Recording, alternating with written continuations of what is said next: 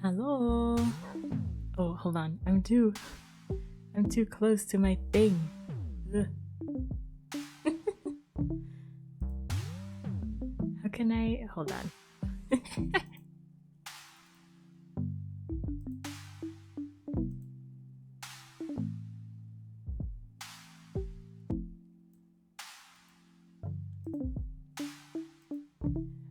Oh. Okay, we're back. My model was too close. I zoomed in a little bit too much. But welcome. Happy Tuesday. I almost said Monday. Happy Tuesday, although today felt like a Monday to me. But I hope everyone's doing well. Sit tight. I hope you have a snack. We're about to do Arlecchino's story quest. I'm really excited. I am also kind of scared. But we're just gonna get right to it.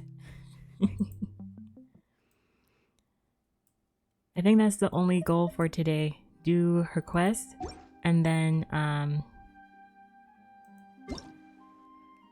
maybe weekly bosses. Boss. It's D-Luke's birthday. Happy birthday, D-Luke. I miss spy shoes. Oops.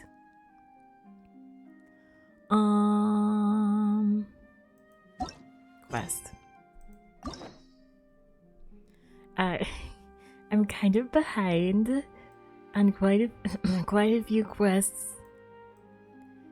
I haven't even done Navia's. Oh my gosh. You know, I'll get to them. Once we do Arlecchino's, I might just do the Fontaine quests, right? And then we'll work our way out. But we're doing Arlecchino's quest today. Enable focus. This is new, right? Enable focus experience mode to avoid conflicts with other quests occupying locations or characters. Let's do that.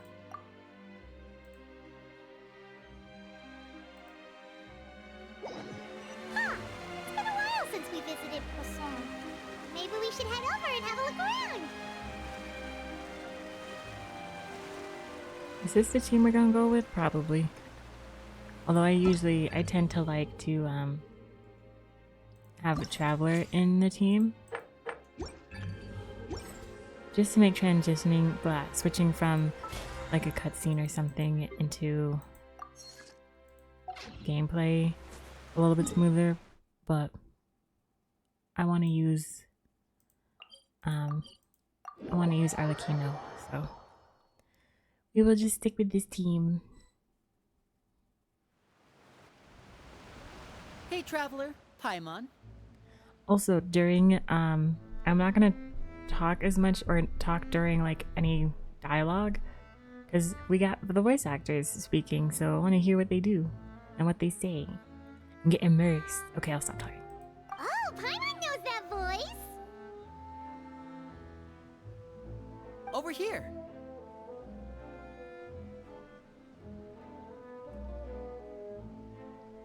Lenny! It's cute that they To waved. borrow one of the more popular turns of phrase at the moment, this appears to be quite the fated reunion. Running into you two out of the blue like this has really made my day. I certainly wasn't expecting it. You can say that again. What brings you to Poisson? Wait, Paimon's got it. You must be here for one of your magic shows, right? Actually, we've run into a bit of trouble on the home front, so Father arranged for us to stay in Poisson for the time being. Father. Oh, are Lynette and Fremine here too? Yep, along with most of the other members of the House of the Hearth. You may have noticed Poisson seems a bit more crowded than usual. So you're saying nearly the entire organization has moved to Poisson? Sounds like you've run into way more than just a bit of trouble. What's really going on? Well... Since the two of you are so curious, perhaps I can fill in the gaps. You scared Paimon half to death! He's right there. Father, you're here. You know... On second thought, maybe we don't need to know? It's all probably super confidential House of the Hearth stuff, right? We totally weren't trying to pry or anything. No need to be nervous. I could sense your genuine concern from your conversation just now. Of course, I can also understand your confusion. Sending so many Fatui here to Poisson, it's only natural that some might suspect an ulterior motive to be involved. Hi, Chess. Got you tabbed. I'm muting because you're doing the Arlecchino quest. I don't want to spoil myself. Oh, smart move. Thanks for lurking and working, Chess. We're a little curious. I understand. I'm well aware you've had your fair share of confrontations with the Fatui in the past, and I can't exactly guarantee that we'll remain on good terms in the future. As for right now, however, I would say we have little reason to be at odds, wouldn't you agree? The House of the Hearth could stand to be more open with those who have worked so closely with us in the past. As for the issue at hand, well, it hardly relates to any ulterior motive. To be frank, it all stems from a certain rumor circulating around the House of the Hearth. It's an internal matter. What sort of rumor? A rumor that a certain phantom child is hiding away in the House of the Hearth. Phantom? I feel like I'm getting chills already. A phantom child? Ooh, just hearing the name is giving Paimon the creeps. A spirit that should have long ceased to exist is lurking in the shadows of the House of the Hearth. So I decided to bring the children to Poisson before continuing to investigate the situation. I expect I should be able to track down the spirit fairly quickly. After that, it's just a matter of resolving the situation, if you will. It shouldn't be much trouble at all. If you're curious, or if you still have some concerns, it might be advisable to stick around for a few days. I'm sure the children would be exceedingly pleased to welcome some visitors. Lenny, I'll leave you to entertain our guests. I have some matters to attend to. Of course, Father. She's like the same height as Lenny without the heels.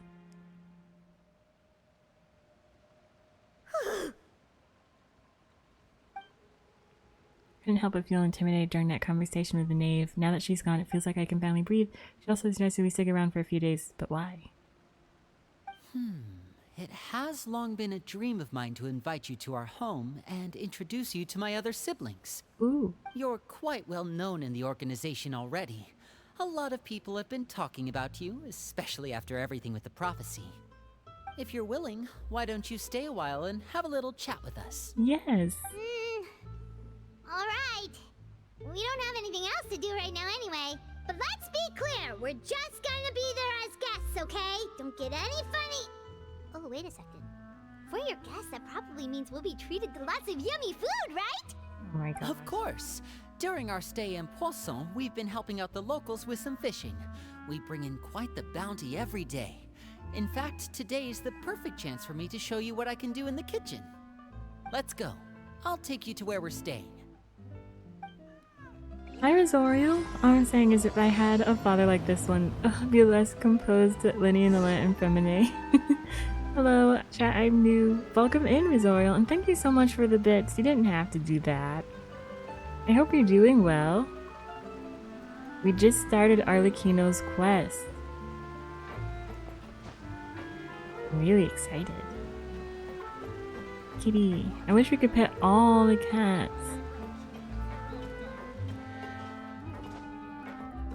Oh, that's not the walkway. Oops. My bad.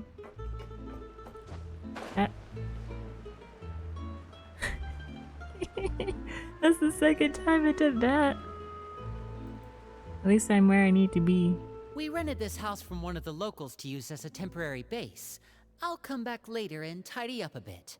After that, it should be all ready for you to stay in tonight. I also need to do their quest. Awesome, Oh, I hope I'm not gonna be any So, spoilers where for are we you. off to now?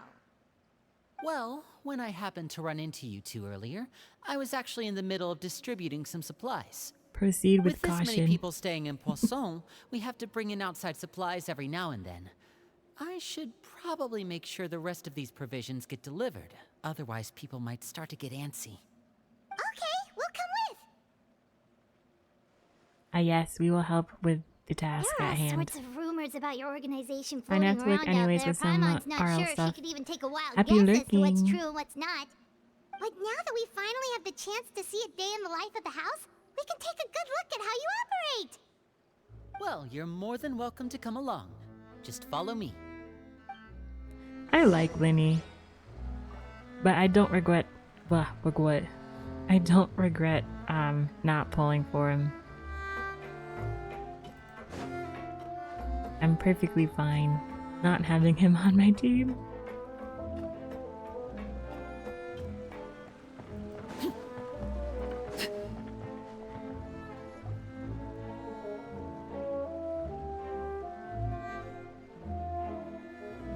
Hello, we're here to Lenny! help. We're finally here. The supplies. I'm assuming you've... Brought them with me? Yep, here you go. Hello? Something caught your eye? It's He's the Traveler in starstruck. Paimon! We're No famous. way! Come here, everyone! Hurry! The Traveler and Paimon are here! Who cares about Lenny? One at a time, please. Don't crowd around them all at once. We don't want to scare off our guests now, do we? Oh, it's alright! Gotta say, Paimon didn't realize we were this famous. I mean, I don't know if there are any Lenny stands, but Arlo wiped the floor with all the Pyro characters. Isn't she like the best Pyro now? She's really cool. I still have to get used to her playstyle, but I'm liking it so far. Of course! Father and Linny have told us so much about you. Father told us about how you helped Linny. According to her, you're a trustworthy friend. And as far as she's concerned, that's pretty much the highest compliment we've ever heard her give. As you can imagine, everyone's been very curious about you. I heard the Traveler is so strong that she can move a mountain with her bare hands. Well, I heard Paimon eats so much that she can clean out the entire pantry at Hotel Tabor in just 3 days. Wait a second! That's the rumor you heard about Paimon? Oh, not cool at all! that's amazing. Hu Tao fans will fight you for those words, but in my opinion, she's number one easily. Ah, Hu Tao. Yeah, I like Arlecchino better than Hu Tao. Just putting it out there. You've heard it here, first, folks. I don't. I got Hu Tao, leveled her up, learned how to play her, and then I was like, I don't like living on the edge of danger like that. I like to have the health bar. At least with Arlecchino, you know, it's not like an instant kind of. I don't know. Arlecchino's different, okay? Oh, wait! When guests visit, you're supposed to give them gifts and stuff, right? Oh, You we don't don't have need something to, like that. Besides, we don't have anything to give to you. Isn't it the other way Come on, around? The we guest has to give a exist. gift. I can give you some of my new potions. Just pick your poison. And by that, I mean medicine or actual poison. I've got both. Huh? Actually, we'll take actual poison. Or maybe Shaplo can teach you guys about stealth. He's super good at it. He's never been caught. Hu Tao's almost tied to vape teams too. Arlo's crazy out of the box. Yeah, I'm not a big vape team person, and that being, I don't think I use it to the fullest extent, if that makes sense. I like overloaded better, but maybe I'm just using the vape team comps wrong, or doing the wrong team comps for vape teams. That makes sense. I felt like that was a lot of words. Ah, now that's not a bad idea. I know you usually prefer to fight head on, but it never hurts to expand your bag of tricks, right? When it comes to eliminating your enemies, staying quiet can go a long way. Trust me, It's I would always know. the quiet I was ones. poisoned not too long ago, and I'm still dealing with the after effects. So I'm not quite as good as I was before, but I can still give you some pointers. Mans was poisoned and was like, yeah, I can help. I can give you some tips on recovering from being poisoned. That's a pro for Arlo. You don't have to think much with her. Good. I like just going into a fight and fighting. Wait.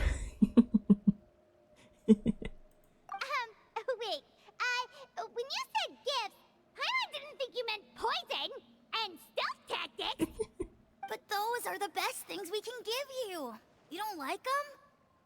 Ooh, how about this? Tell me the name of someone who really annoys you, and we'll teach him a lesson for you. Beat him up. The dangerous suggestions keep on coming. Alright, Fold, Selwar. I think that's enough suggestions for now. When it comes to being a good host, it's the thought that counts. You don't need a physical gift to make our guests happy. In fact, pestering them with suggestion after suggestion might make them more annoyed than anything. I would say your enthusiasm has certainly gotten across. C0 Arlo's basically skills. Swap to buffers in your team, swap back to Arlo and wonder how things deleted. Very true. Very, very true. Someone said to C1 is better. You should go for C1 rather than her weapon, because she can work with quite a few different weapons that most people have, or it's easy to get. Really? I'm so tempted to try for C1 because I'm guaranteed, but Glorand is coming in the next update, so... Awesome! It's been so long since we've had guests to play with. If there's anything you need, just let us know. Yeah, especially if it's poison or something. I've got all sorts of potions for that. Well, we'll talk to you all later. We've still got supplies to distribute. Alright, see you later. Okay, bye-bye. I mean, they said the thing about Rio Bye! and communities makes it C0 Rio. Oh, I didn't know that. Lenny, about all that poison and stealth tactics talk just now. Should we be concerned? Scared you, did it? That kind of talk comes with being part of the House of the Hearth. When Foltz was really young, he strangled all of his family pets, just out of curiosity. He was labeled a dangerous problem child and was abandoned by his family. Elwar has an unnatural obsession with potions. Father has forbidden her from trying all the different concoctions she comes up with, but she still tries to test them in secret. You really have to keep an eye on that one. Oh my god. Chaplot is around my age. While I'm mainly responsible for collecting intelligence, he handles surveillance. He's very passionate about his work and has no reservations about taking on some very difficult missions. I know you two probably aren't used to that kind of talk, but I can promise you they only had the best of intentions. Things like stealth tactics and developing different poisons, they really mean a lot to them. They were just trying to share the best of what they could offer, that's all. We're just gonna glaze over the fact that he literally just said that kid strangled all of his family pets.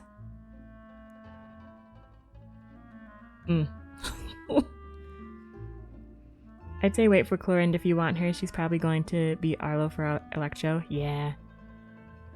I'ma wait patiently and save up some fates.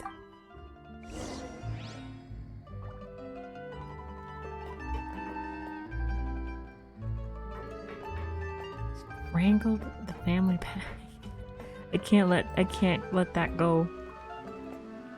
Do I have to go down? How are people navigating the oh.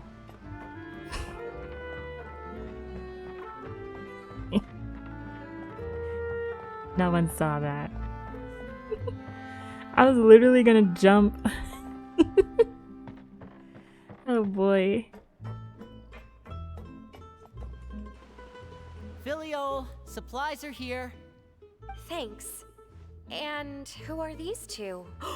Outsiders? Allow me to introduce you. This is the Traveler and Paimon. Hello. Oh, you're the famous duo I've been hearing so much about. It's nice to meet you. I heard you've traveled to all sorts of places. Is that true? Of course! We're making our way all across to that! Oh, good for you. You must be pretty familiar with Why does she Fontaine look by so now, then. concerned? Have you seen the new opera that started running recently? I think it's called... The 4,000 Thieves? Oh, this is the first we've heard of it. It seems like it's going to be fantastic. From what I've been able to tell from the posters, anyway. You should definitely check it out if you have the time. Oh, and there's the Blind Maiden, too. That one is supposed to have audience interaction. Seems pretty interesting. As you spend time talking about public culture, the atmosphere becomes more relaxed. After this mission is over, I think I'll go get a manicure. Oh, a manicure. Maybe I should dye my hair. Wonder how much it'll cost. Is it just Paimon, or do these two seem much easier to get along with than the others? Looks like the House of the Hearth has some normal members after all. Gonna get a mani-pedi. I heard that. Oh! Oops. I'm guessing you're referring to Foltz and the others? Yeah, we're definitely not all like them. I bet those crazies are practically foaming at the mouth right now. I'm sure they just can't wait to get back to Snezhnaya to carry out the plan. That's enough, Filio. Oh. Ah, Secrets? don't talk about family members behind their back, right? Whatever. Let's go. Guess this is goodbye then. If you ever have some time, we should go see the opera together. I don't know if I trust a guy that has eyebrows like that. It's just a little scary looking. Well, that's it for the supplies. We should probably head back as well.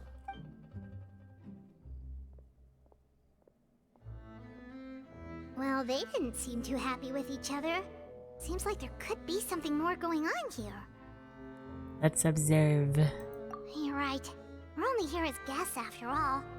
Oh, Linny's getting super far ahead. Come on, let's catch up.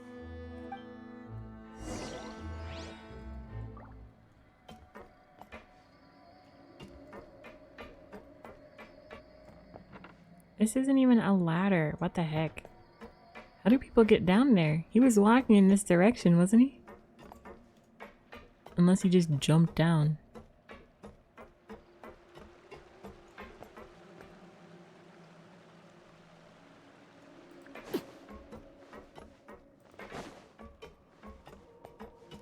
Just gonna jump down.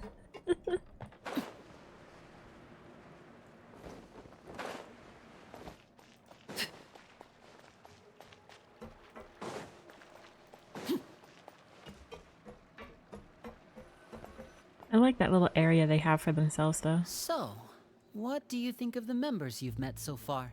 They've certainly got a lot of personality. Well, Father is always encouraging us to be strong-willed and independent. So if there's one thing we've got, it's people who aren't afraid to speak their mind.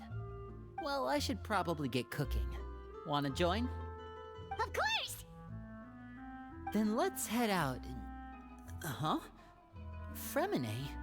What are you doing here? Feminine personality. Hermione, nice to see you again! Oh, you too. I heard you're here as guests of House of the Hearth. Welcome. I love We were just going to Feminine. make some food. Why don't you come along? I could use some help in the kitchen, and I seem to remember you mentioning you wanted to make seafood soup for the traveler in Paimon. Seafood soup? Oh, Paimon's drooling already. Were you looking for something just now, Fremine? Maybe I can help. It's nothing. I just wanted to see if there were any extra supplies. Yeah, we've got some left over.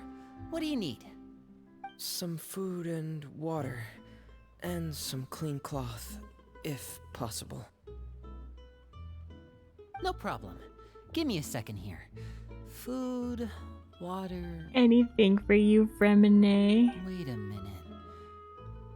What do you need all of those for?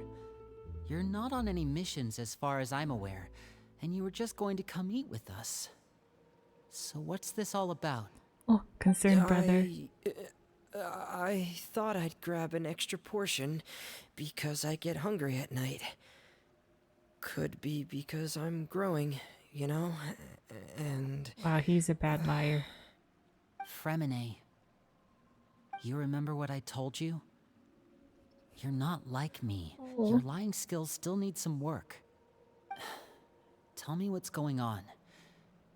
Is it really bad enough that you have to keep it from your own brother? Maybe it'll be better if we gave them some space. I'm also growing laterally. This is the first time I've seen that kind of look on your face. Whatever happened, does it have something to do with Father? yes. Just follow me. Oh.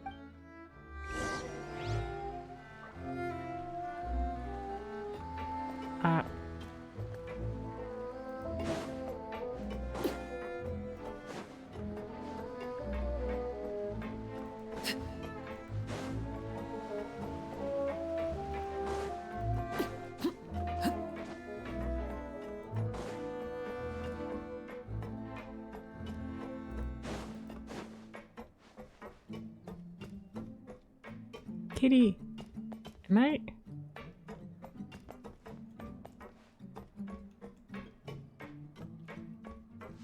Hello? Is it it's below, isn't it?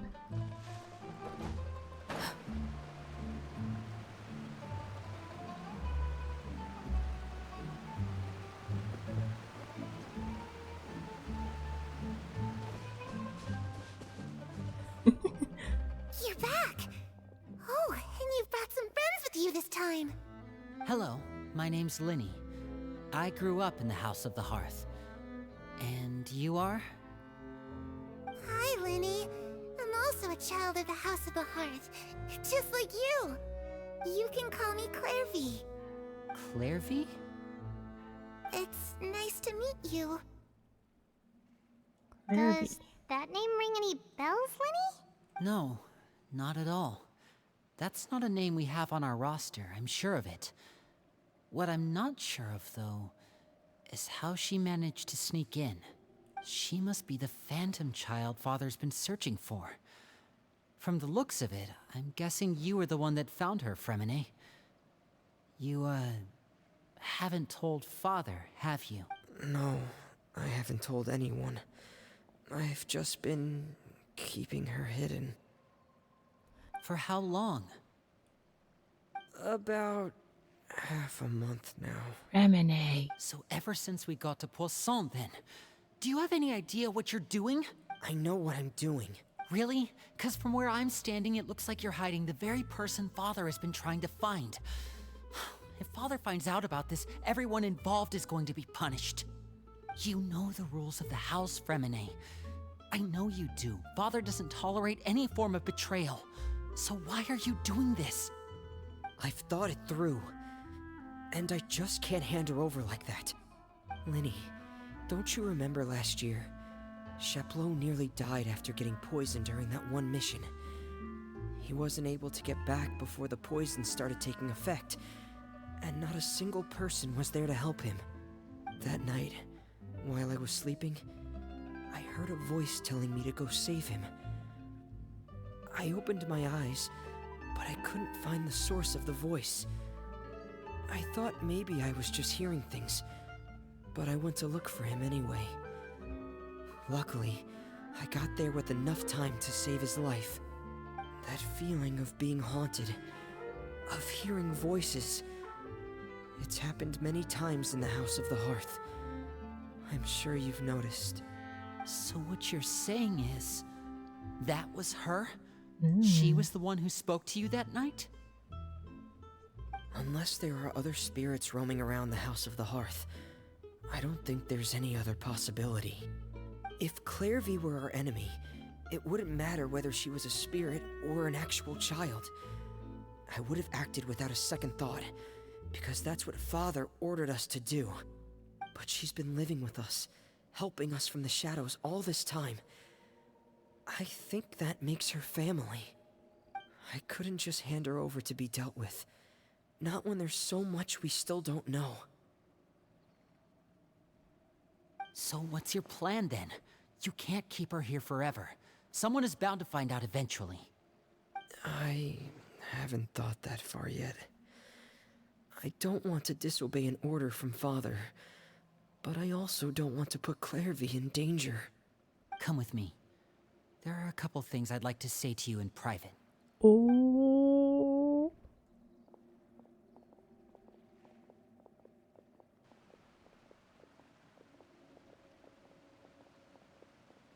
Why does it feel like he's gonna reprimand him or Those two something? sure care a lot about each other.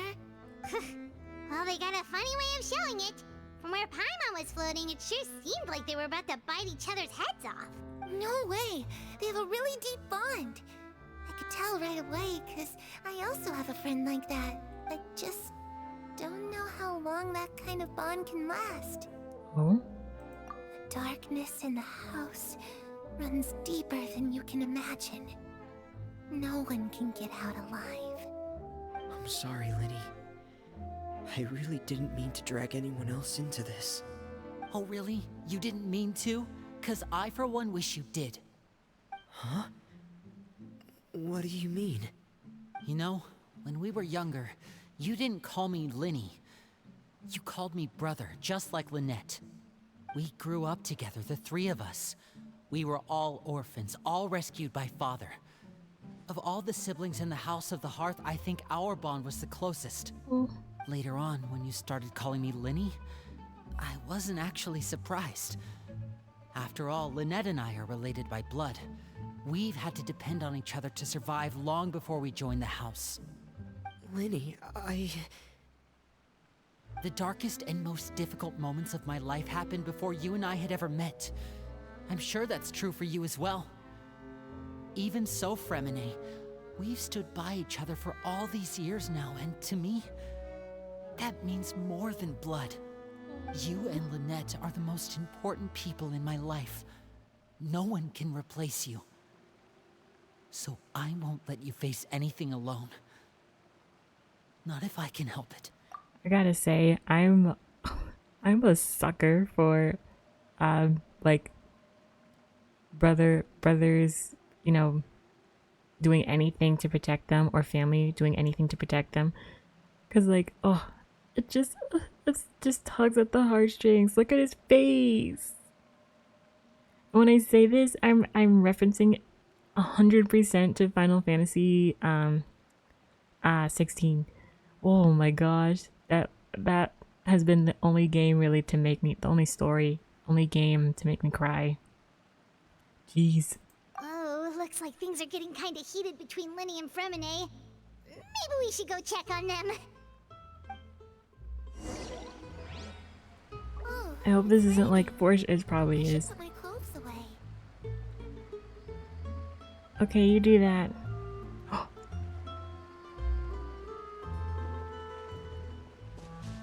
She's the ghost. She's literally. She just disappeared over here and then reappeared over here. She's gonna disappear again? That's freaky. Ooh. Waiting for it to come to PC and the and the mods. Someday. Hey, you two! Hope we aren't interrupting anything. Like a fight, or... Oh, wait a minute, Fremine. You're not crying, are you? Is everything alright? Everything's fine. Thanks for asking. Oh. Well, we're all friends here, right? We've been through so much together, so if there's anything we can do to help, just say the word. It's just a small family dispute. It's not something our guests should trouble themselves with. In fact, it might be better if your stay ended here. But sometimes having guests around can come in handy, right? What are you Oh, getting at, is that a Traveler? clip? When guests are around, families are Thank you often for on the their best clip. behavior. And any disputes are less likely to escalate. That's what you're trying to say, isn't it? Sure. I just... Thank you. I was really hoping to keep you out of it. But even if I could think of some other reason to turn you away, I'm not sure I could convince you. I know things could turn dangerous, so I promise you this. From now on, I'll protect you like my life depends on it. I don't like how serious this is getting. What the heck? We just started Arlecchino story quest. Why is Lenny being like, I will protect you if my life depends on it? Or like my life depends on it. Traveler, what? We just started this. Me too. Both of them. Well, back to the matter at hand then. If we don't plan on handing Clairvy over to Father, then our only other option is to solve the mystery of her identity before Father is able to track her down.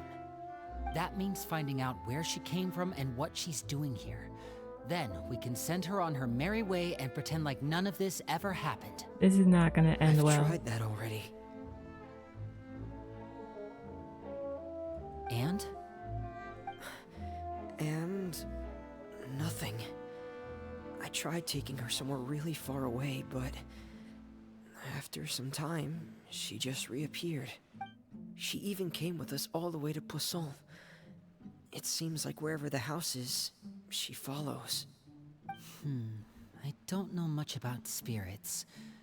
Do you two have any ideas? Let's see here. Paimon remembers hearing something like, if you fulfill a spirit's last wish before they died, they'll let go of whatever's keeping them here and return to the ley lines. Oh, it's just that Paimon doesn't really remember where she heard that, so it's not guaranteed to work or anything. Isn't that... Didn't we hear that from Inazuma? With the Thunderbird? I forgot what it's called. I don't even know if Thunderbird is the right thing. But the Inazuma Island that was covered in fog and stuff, and it was the... I think... Well, sounds like it's worth a shot. Guess that means we should go ask her about her wish. But first, Fremine, I need you to promise me something. Promise me to tell me everything. What is it? I need you to promise me that this will stay between the two of us. We're the masterminds behind this whole thing. No one else gets involved. Can you do that for me? Not even Lynette? Of course. I promise. All right. Then let's seal the promise just like when we were kids. Fist bump on 3. Ready? 1, 2, 3. Are you serious? We don't even get... swear. Oh, okay.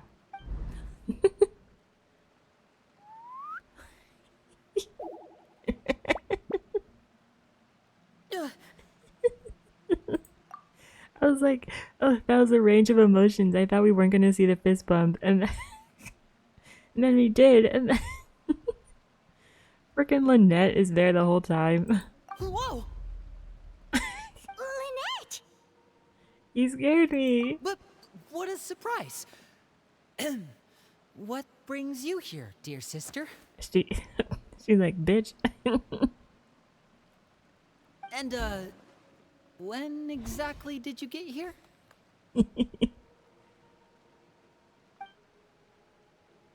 She's not having it. You're an idiot, brother. And you too, Fremine.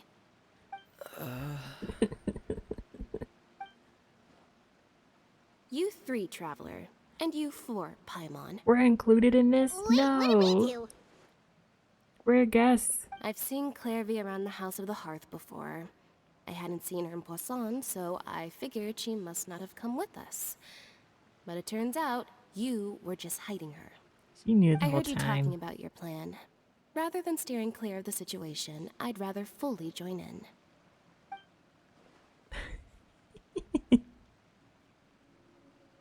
If you don't agree, I'll have no choice but to report everything back to Father. Not the Simple as blackmail. Yes, Lynette. You're not giving us much wiggle room here, Lynette. Well, I guess we're all in this together then. After we talk to Clairvy, we'll figure out our next move. There's no time to lose. Let's go. That was amazing. I love that whole interaction.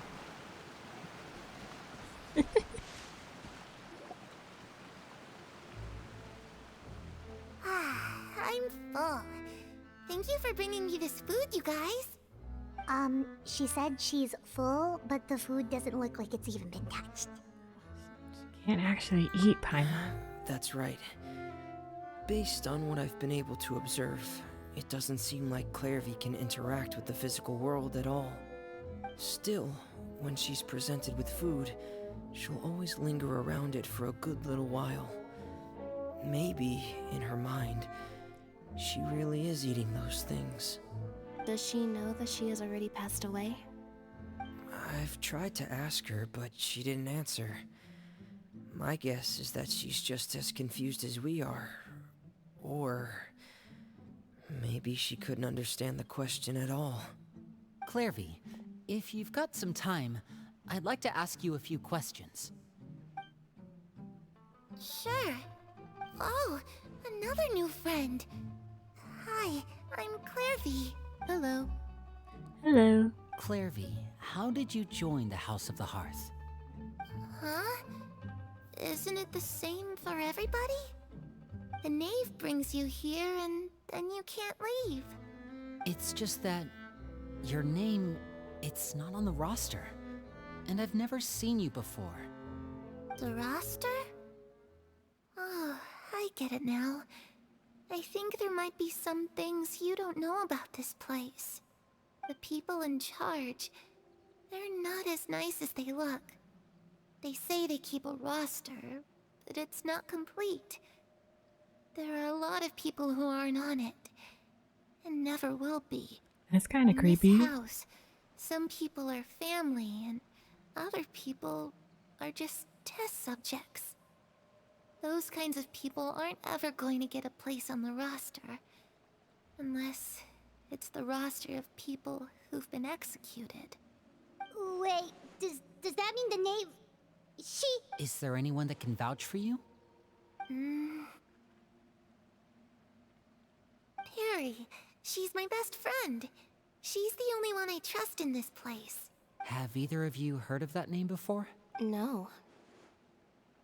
Me neither. Clairvy, Perry. Neither of those names are on the roster. But it seems like she's telling the truth. Either that, or this kid's already got a bag of tricks bigger than mine.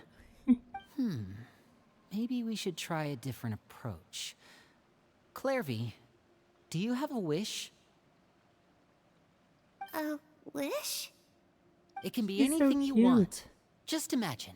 It's your birthday, you're blowing out the candles, and your wish is...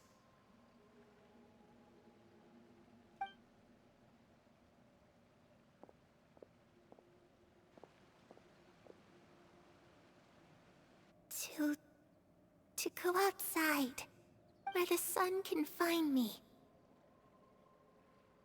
That's it? Well, that sounds easy enough. Paimon. The darkness in the house runs deeper than you can imagine. No one can get out alive. What does she mean by that? Things can't be this simple? Okay, time to divide and conquer. Listen up. I've got a plan. I'll try and find a way to use basic illusory magic to take Clairvy outside and bring her somewhere with sunlight. Lynette, try and find the list of executions that Clairvy was talking about, and see if her name is on it. Fremine, you stay in Poisson. We can't be the only ones who've had run-ins with Clairvy. I need you to collect intel on everything she's said and done. Understood. I'll try my best. What about us? What should we do? We're here for moral support. I really appreciate your willingness to help, but this is a family matter. I don't want to drag you in too deep. It's too risky. Let me think. Since Father considers you to be guests, maybe you could stick by her side for a little while. You don't need to do anything except keep up some nice, casual conversation. Moral support. Ah, Paimon gets it. You want us to distract her. How should we contact you? I'll give you a magic bird. If Father suspects That's a something, cute bird. all you need to do is release it when she's not looking, and it'll alert me that something's wrong. Of course, that's only as a last resort. If Father doesn't seem to notice us, there's no need to make contact. We'll reconvene here tonight after all's said and done. If the worst-case scenario happens and we're discovered, just tell Father everything. We're not going to let our guests get punished for our own actions. That's where we draw the line. Be careful. You too. Okay, this is where we part. Father should be at the beach nearby.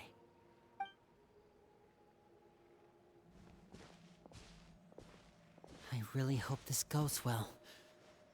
No, it has to go well. That's the only way this can get resolved.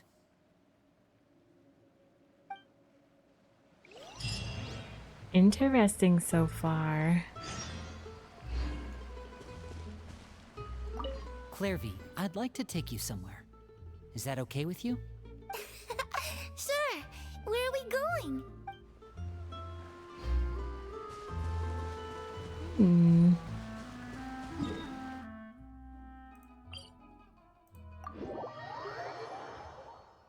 I like it. But this could go in a number of different ways. Not sure how this will play out.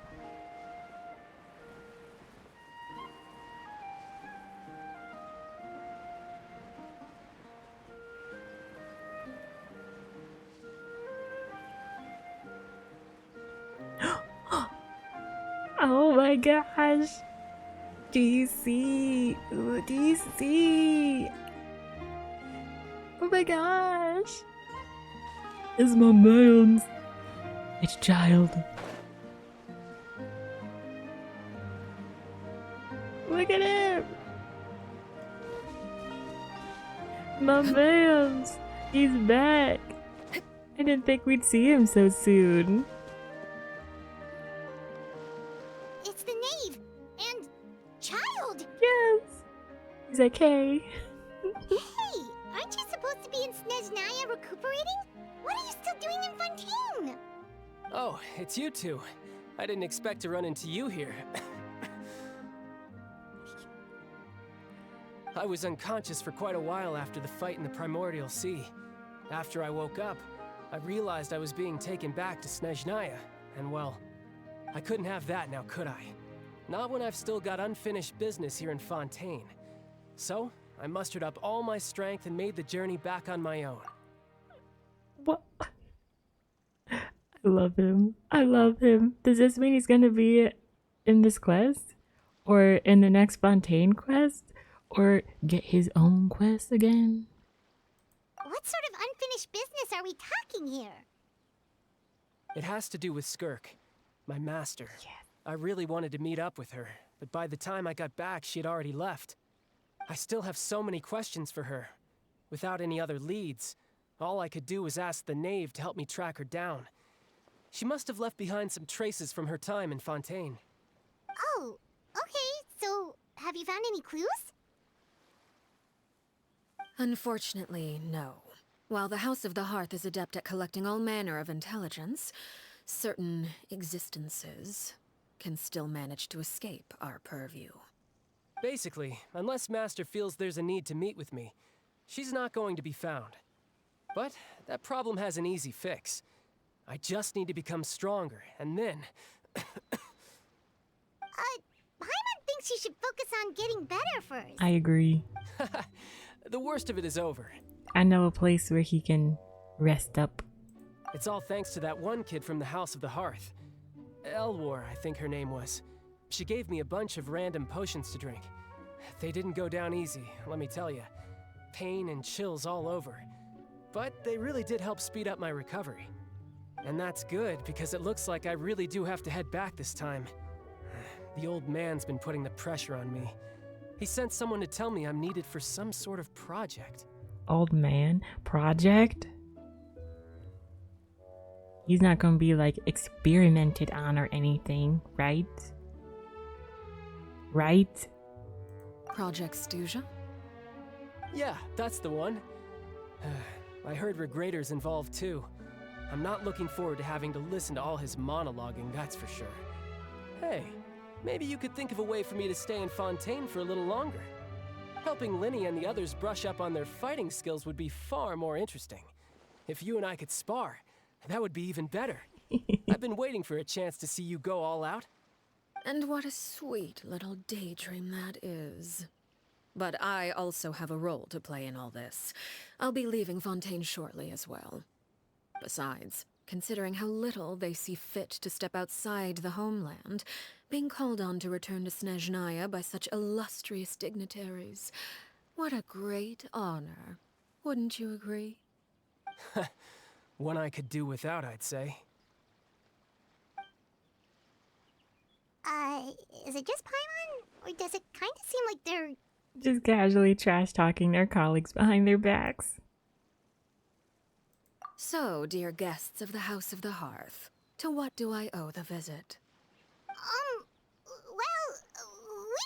We wanted to learn more about you. Right! We're super close to Linny and the others, but we still don't know much about you! Is that so? Introductions have already been made, have they not?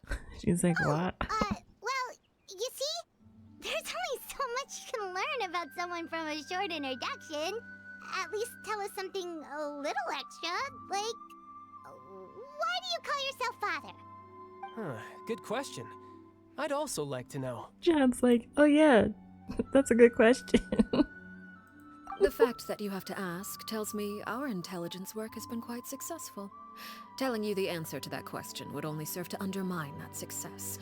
And we can't have that, now can we? Spoken like a true diplomat. That was some expert sidestepping right there. Why does it feel like Child's kind of like fangirling, being like, oh, that was great, keep going. Well, if there's nothing else, I think I'll take my leave. I still have a small matter to resolve at home. Wait, don't go! If the knave leaves right now, she's sure to run into Linny and Clairvy. Should I release the bird Linny gave us? No, we should try to get her talking about something else first. About the House of the Hearth, what does the organization mean to you? Oh, that's a good question.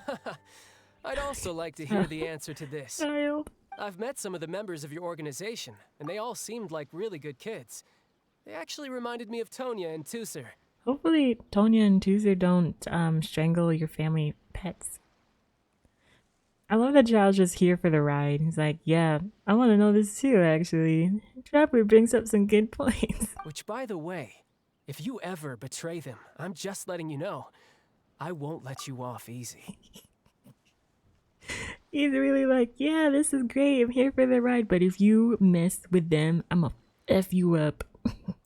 And why would I betray them? Well, you've already betrayed the House of the Hearth once, haven't you? At least, that's what I heard. Ooh, he's dropping tea too. She's like, I wish he didn't say that. Okay, I admit. That's just what the old man told me. The rooster, I mean. The knave betrayed the House of the Hearth. So does that mean what Clerby said was true? Does the knave... Oh, I Wait. missed it. Did you really do something bad to those kids? Never mind what I've done. I'm more curious as to what the mighty rooster had to say. Care to enlighten me? Ah, well, nothing much. Just some stuff about you taking out many other members of the House of the Hearth, and even going so far to attack your own family. I just had a vision of Arlecchino just like punching Child off the deck into the water. I see. Oh, based on your reaction, I'm guessing it's all a bunch of lies. Hardly. I don't appreciate his particular turns of phrase, but I suppose he didn't say anything untrue. Although, it would be more accurate to say that there is a certain level of prejudice involved, but I don't intend to clear that up just yet. Prejudice has a funny way of concealing the real truth behind certain things, an attribute that I find to be quite advantageous. Interesting. Call yourself a Fontanian, for example, and people will assume all sorts of things, when the real truth is that this is simply the land where I was raised. So that's why she can't do the dolphin jump out of the water. I was like, why could she not do this? Huh? You're not actually from Fontaine? But then why did you try to help out with the prophecy and everything? I was trying to protect the children born in Fontaine. Claiming that I myself was a Fontanian simply made it easier to operate. People would hardly suspect a fellow Fontanian of having any ulterior motives. Wow. Who wouldn't want to save their homeland after all? The primordial sea wouldn't have any effect on me, but it would have caused great harm to the House of the Hearth. Well, you wanted extra information, didn't you? There you go. I hope that satisfied your curiosity. It did. So much for learning anything else about her betrayal. She probably only revealed that other secret in order to change the subject. Seems like she's trying to avoid talking about her past. So, you stayed in Fontaine for the kids. I guess I was wrong to believe you'd betray them. Apologies. Looks like I was holding on to some prejudices myself. Good. Like I said, I like it when others have misconceptions of me. She's like the same height as Lumine. Take off the heels. She's gonna be short. Not that there's anything wrong with being short, but those are some freaking high heels. Actually, while I was recuperating at the House of the Hearth, there was something else that really caught my attention. I heard that members always resolve disputes and arguments with a friendly spar, and the loser has to back down. Seems pretty cool if you ask me. Would also give them plenty of opportunities to hone their skills. Well, that's only a recent development. In the past, such spars weren't nearly so friendly. The losing party would lose everything, including their life. They were that high stakes? Whew, at least that's not a thing anymore. Well, the current atmosphere's not half bad. I'm a bit jealous, actually. You've got so many family members around you, and you even get to live with them. Having a lot of family around means dealing with a considerable amount of bickering and scheming. Once Tonya and Tusser enter their rebellious phase, I'm sure you'll understand. Just imagine. Tusser becomes obsessed with plucking out strands from the rooster's mustache, or Tonya decides to dye her hair 42 different colors. Okay. I get the picture. As the conversation shifts to topic, Tonya and Tusser, Child says, what? Well, would you look at the time? I should probably get going. Traveler, Paimon, I'm not sure where our paths will cross next, but the next time we run into each other, we should definitely try and find some time to spar. Oh. Just go to my teapot, Child. It's a nice warm bed, a fireplace. You'll get better. Again, maybe this is a conversation we can have when you look less like you're gonna keel over. All right. Well, thanks for everything, Arlecchino. No thanks necessary. You also played a part in obtaining the Gnosis. I would say we can call ourselves even. I like the sound of that. Well, I'm off. See you all some other time. Goodbye, child. My moons. We should probably get going too. Do you want to head back with us? Oh? You want me to leave so soon? Oh, well, you see, I'm rather enjoying the evening breeze. If you don't mind, I think I'll stick around for a bit. I have some things to think about. Apologies for not attending to you like a proper host. Please forgive this slight. I do hope you'll have a pleasant stay. Child was so random, but not managed at the to keep her same distracted time. until nightfall. Good thing Child was there to keep the conversation going. You don't think she suspected anything, do you? Oh, I wonder if Lynn ran into any issues. Let's hurry back and see how everything went.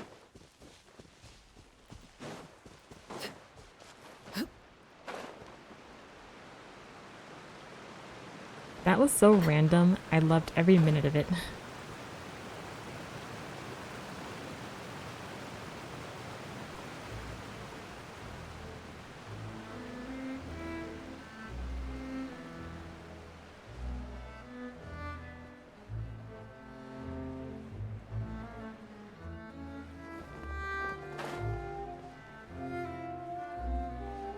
Hold on. Let me just check this real quick.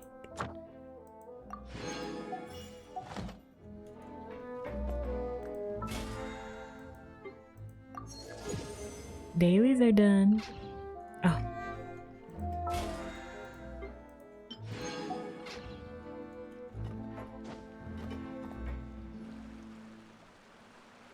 Lenny, how did everything go?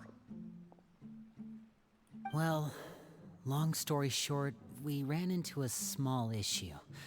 Clairvy can't go into the sunlight. Couldn't be because she's a ghost. Everything was fine at first.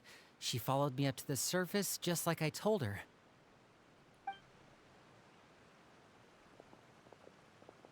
But as I led her out of the shadows and into the sunlight, she vanished. I turned around and there she was, standing at the edge of the shadows, silently watching me. Huh. Maybe she's afraid of sunlight, or... No, it wouldn't be her wish if that were the case. Well, we could always try pushing her into it. Not sure pushing works on a non-corporeal being. Oh, true. Oh boy, Paimon. I've pretty much tried it all already. Nothing worked. Eventually, the sun went down, so all I could do was bring her back here. How did it go with you, Lynette? Good. I've got the list. It's right here. Really? Well, what are we waiting for? Let's take a look!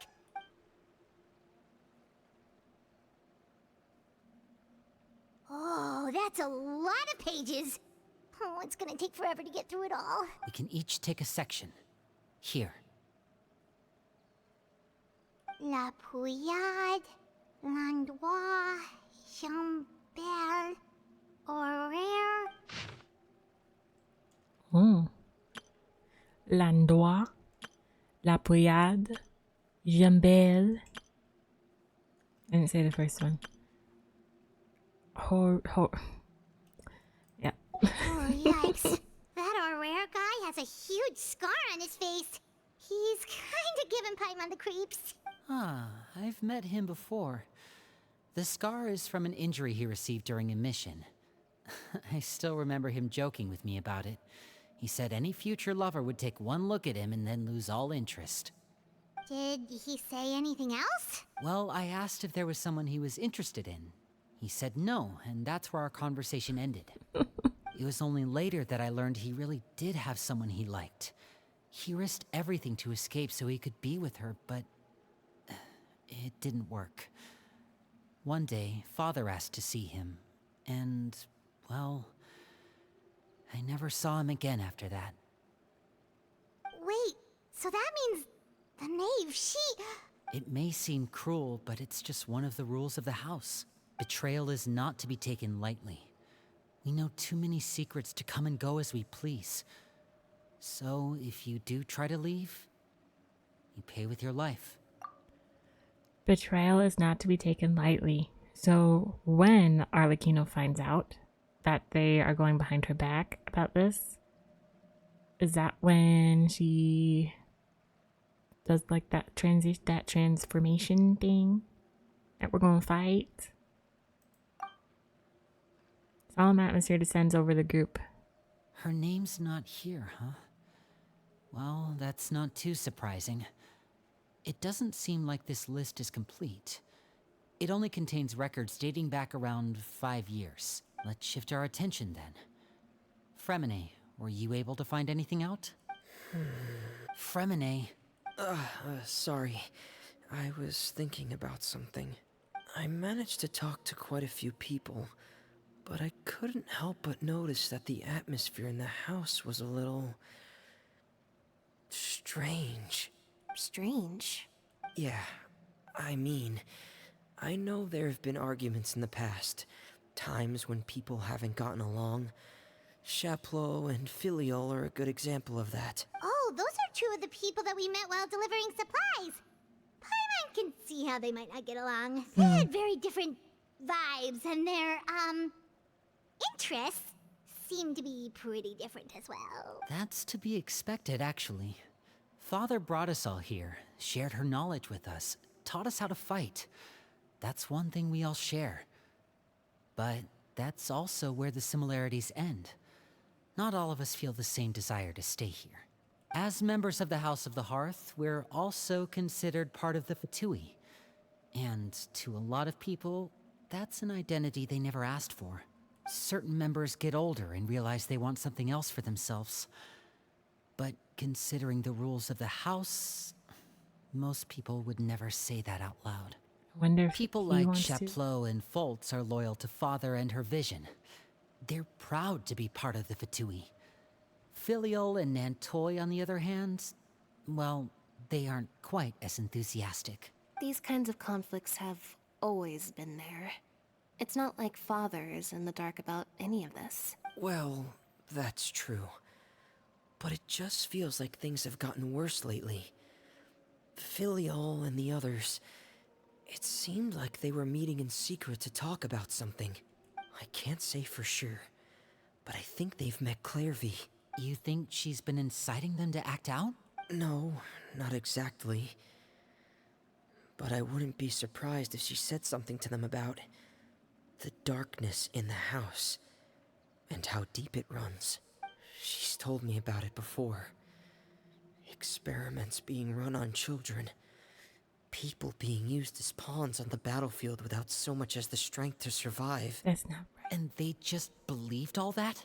Without any evidence? Clairvy's words probably gave them the excuse they were looking for. Whether they actually believe them to be true is secondary. Wait, so does Lenny think she's lying?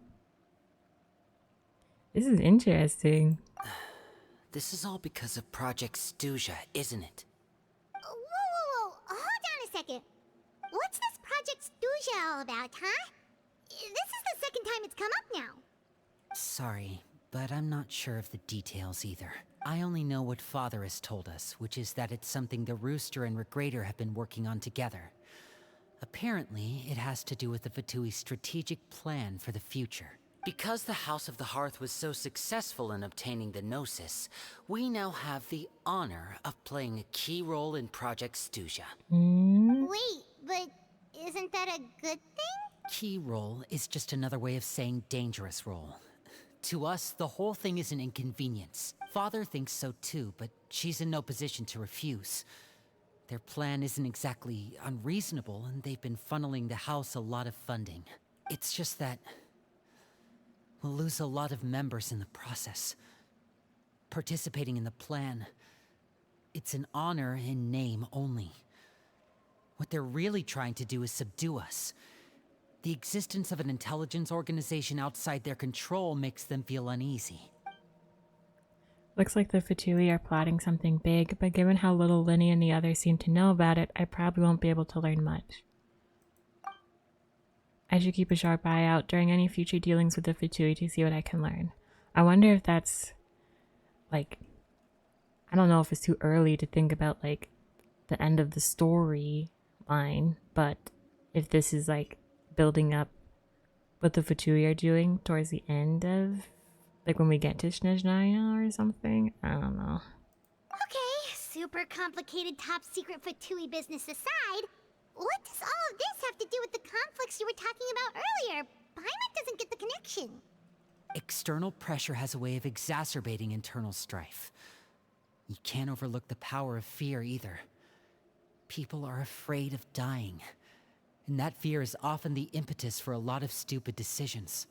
I thought resolving the Clairvy situation would make everything go back to normal, but it looks like things are more complicated than I thought.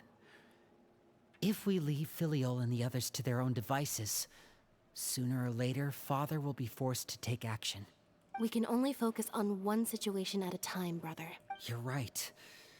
Even if we confront Filiol and the others, it won't do any good. It might even make matters worse. We should focus on Clairvy for now. Well, it's getting late. We should head back and get some rest.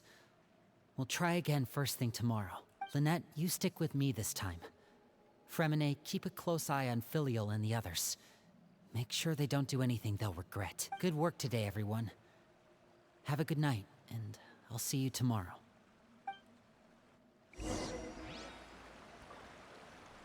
Interesting. Rest at temporary. Oh, we get to stay. Your mind races. And all sorts of things. Oh, I'm always looking forward to an early night, but she can't sleep at all. Hey, you don't think the knave will be too angry with Linny and everyone if she finds out about all this, do you? She's even scary when she smiles. If she were to actually get angry... Ooh, you have to protect Paimon if that happens, okay, Traveler? Just hide behind me. I'm also afraid of her. I'm not gonna Well, lie. in that case, we should just plan on running away. We'll grab Linny and the others and we can make a break for it as fast as we can. Look over there! Clairvy? Quick, let's catch up with her before anyone sees.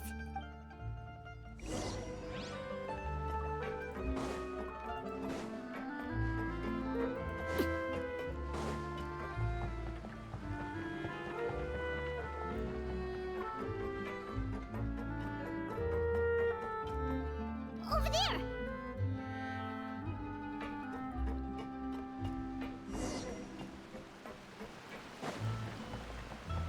Follow Clairvy.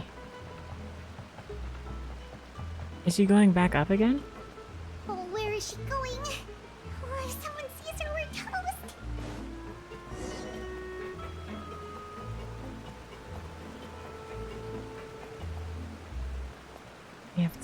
I have to wait. I was sprinting.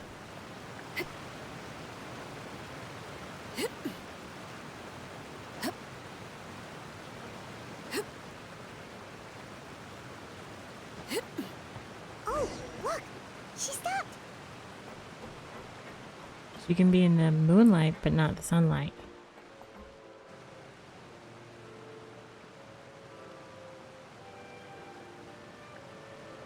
Clairvy! Shh! I opened the window while no one was looking. Look how pretty the outside is. Window? If only I could have more than this. Oh. Does she think she's still in the old place? Where that house was before? Interesting. If she's thinking she's still in this old place, when she couldn't go out into the sunlight, was she like in a box or something? Or not box, like a room or something. And she couldn't leave the room, which is why she couldn't go into the sunlight.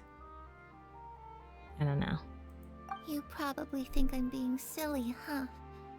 All this hopeless resisting. It's better to dream of what I could have than try to make it a reality, right? Please, help us get on the same page here, Clairvy. We need you to tell us what you know. Can you do that? Sure. Although, after you hear all this, I think you might regret that decision. Oh, joy. Everyone in this family is nothing more than a tool. Something to be used and exploited. We're all expendable. Including me. As long as you're useful, you get to stick around. Lose your value. You're handed over to the doctor, experimented on, and given a fate worse than death. I've seen it happen again and again, and I've had enough. Handed over to the doctor, experimented on. Is this like the same fate? So, is this like the same fate that Kale had? Kale faced? When at least her story in the Genshin manga, Genshin comic. I can't remember. You're saying the knave did all that? It's just, that doesn't seem like something she would do. She's scary and all, but it seems like even she has lines she wouldn't cross. I knew you wouldn't believe me. Everyone thinks she's a good person. They all think of her like a real mother. Mother? But she doesn't deserve that title. She's disgraced it and tarnished it. And if I had things my way, I'd never see her again. So Clervy knows her as mother. Is this the same knave or a different knave? If only Perry were here, she'd understand. Perry. There's that name again. Also, Paimon's getting a strange feeling. It almost feels like she's not really here with us. Paimon can't tell if she's actually talking to us or if she's mistaken us for someone else. I'm not sure either. Well, in any case, it seems like she really needs someone to talk to. We should keep her company for a little longer. She looks so young. But it seems like she's been through a lot. It's getting windy. I should close the window. Ooh, look at the moon. Isn't it pretty? Hey, wanna hear a secret? I heard that if you look up at the night sky in Snezhnaya, you can see the aurora. It's supposed to be super pretty. Even prettier than the moon tonight. When we get Snezhnaya, can that actually be a thing? Perry and I promised each other that once we're older, we're gonna go see it together. Oh. But I can't find her. I'm worried she's also been... No, that wouldn't happen to her. She's special. Mother likes her a lot. I should really go talk to Mother, but we just fought. She doesn't want to see me, and I'm too scared to face her. What should I do?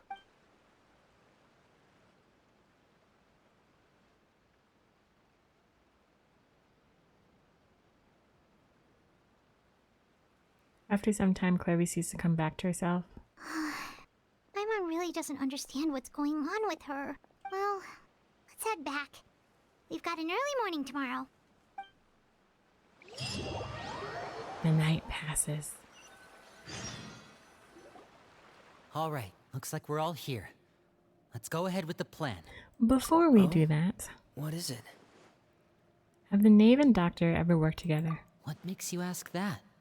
Well, we kinda ran into Clairvy last night, and that's what she told us. We met the doctor back in Sumeru. He's super dangerous, and he's done all sorts of bad things. Mm-hmm. It's possible that Father and the Doctor have had certain dealings, but I don't think Father would work with him. We're not really on the same side, so there's not a lot of trust between them. That doesn't exactly set the stage for a successful partnership. I did hear, though, that when Father first became a Harbinger, the Doctor offered to work with the House of the Hearth. Father rejected most of his proposals, except for one. It had to do with some sort of secret experiment. Secret experiment? Could that be what Clairvy was talking about? I don't think so. I don't know any details about the experiment itself, but I do know it's an entirely independent operation. The doctor only proposed a direction for the research. That was the extent of his involvement. I still don't think that counts as working together. The details of the experiment are confidential, but complete records are kept on all participants. That doesn't seem to be the case with the situation Clairvy referred to. I know you don't agree with some of the Fatui's methods, and I'm not asking you to. But I am asking you to trust us on this. The House of the Hearth has its own principles. There are certain lines we're not willing to cross. Alright, that's good to hear at least. Clairvy seems to think the knave and the doctor worked together to do something horrible. If that turned out to be true, Paimon doesn't know how he would even face you guys. It's just that it doesn't seem like Clairvy is lying either. The easiest thing to do would be just ask the knave directly, but Paimon doesn't think she'd tell us. Let's focus on the plan for now. Father didn't come back last night. She's probably still near the shore. We'll be counting on you to distract her. She's still out there? Lynette, you're with me. Fremine, you know what to do. Be on your guard, everyone. Alright, let's get to it. Come on, we can do it. I know that. Oh, come on, let's get to it. There you go. I know that we can do it. Where are we going today? Where we go? Let's try somewhere further away this time. Where are we going? To the shore. Where are we going? To the shore. Ah. It's starting to get dark in my room. I have to pause to turn the lights on. In a little bit.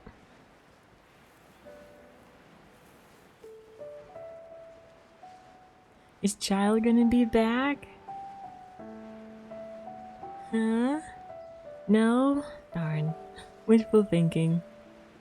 You never know. Ooh, with the red on the bottom of her heel, does that mean these are like, what, Louis Vuitton or something? Expensive heels. Ah, it's you two again. I must say, you look a bit pale. Did you have trouble sleeping last night? A little. Perhaps if you had less on your mind, you'd be able to absolve yourself of such troubles. So what are you planning to do now? Catch up on some sleep? Or should I give you some time to rack your brain for a topic to discuss before I ask any questions? Oh? Although I must profess to being curious. Without Child here, how do you plan on distracting me? What? We weren't distracting you. No. What gave you that impression? Us? Distract you? Good one. But no, we were just here for a chat. I was not even... Looks like you could have used some extra time to think. No matter. If you don't have any other plans, why don't you accompany me somewhere? Don't worry. I'll be sure to steer clear of any scheming children. Oh. The ocean breeze is sure nice today. So you know everything then. Children always think they can hide things from the grown-ups. But nothing gets past me. Least of all a little scheming. I think I'll let them have at it for a little longer. I can be very patient. Well, I'll leave you to think things over. If you're so inclined, meet me outside the Palais Mermonia. Good things come to children who do as they're told.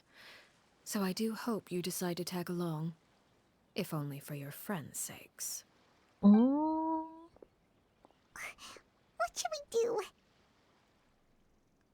She clearly knows about everything we've been doing, and Paimon doesn't think it'd be a stretch to say she was threatening us just now. Yeah. You should have released the pigeon that Linny gave us.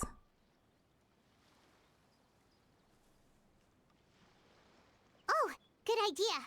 Hopefully he sees it in time. Well, we should probably head to the Palais Mermonia. Paimon doesn't want to find out what happens if we don't show up. Based on what the knave was saying just now, it sure didn't seem like it'd be anything good. We really don't have any other options, do we? Okay, then we probably shouldn't keep her waiting. It seems like Linny and the others are on thin ice, so let's do our best to not get them in any more trouble. And the happy music plays. We're so far away. What the heck? Okay, hold on. Oh no, I can't do that. Never mind. I was gonna never mind. That's stupid. That's stupid. Seeing as we still Now I'm have gonna some say time it. before my meeting, we might as well enjoy some pleasant conversation while we wait. I'm glad to see you get along with my children. Being surrounded by good companions is necessary for a child's development. You're not planning on doing anything to them, are you? That's a good question. I assume you're referring to Lenny, Lynette, and Fremine, although there's that situation with Filial and Nentoy as well. It appears quite a few people have been acting out lately. No matter. I'm not one to discriminate. All those who betray the house meet the same fate. There are no exceptions. Does that mean you're going to kill them? Oh, are you here to beg for their lives? I'm sorry to disappoint, but the rules of the house change for no one. In my organization, everyone is responsible for their own actions. Dang. But don't you care about them at all? They really respect you. They even call you father. You must feel something for them. Any organization in which feelings come before principles is one destined for ruin. The House of the Hearth is hardly an exception. You could say our principles are more stringent than most. Perhaps I can offer you this consolation at least. As our guests, you two will not be held accountable along with them. There's really no other way to solve this issue? Damn. I would imagine Linny, Lynette, and Fremine will be able to keep their lives. As for Filial, Nentoy, and the others, I'm afraid there's little I can do. They can try to escape, but once you know our secrets, there's no getting out alive. But that's awful. Ah, you seem concerned. Out of consideration for my guests, I suppose I could turn a blind eye for a little longer. If Linny and the others manage to dispose of Clairvy in the meantime, all evidence of their wrongdoing will be lost. In that case, I could hardly punish them for something I couldn't prove. If their efforts are unsuccessful, on the other hand, all will be held accountable. And the punishment will be severe. Oh. Of course. Oh, and here, I believe this belongs to you. Do try and keep better track of it next time. How? It takes a considerable amount of time to train a bird like this. It would be such a pity if you were to lose it. Permanently. Wait, where did you get that? Well, I'm afraid that's all the time we have to chat. Now, for the matter at hand. I asked you to meet me here because I have business at the Palais Mermonia. It has nothing to do with you, but I think it would be prudent for you to stick by my side for the time being. There will always be time later to run off and tell Linny what you've learned. Well, time to go. Looks like we wrapped things up just in time.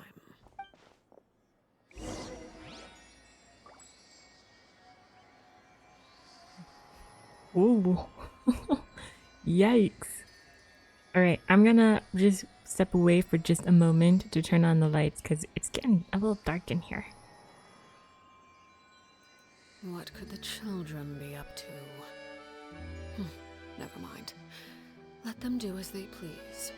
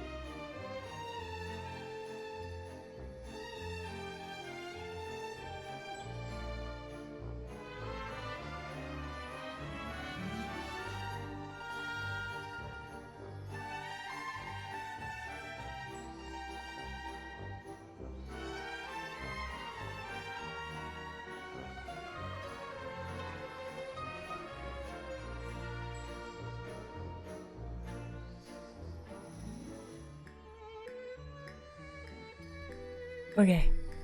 I should have turned the camera around so you could just see her sitting. She's ready. We're ready. Let's go. You actually get to go inside? Is she meeting with Neuvillette? Isn't this where he works?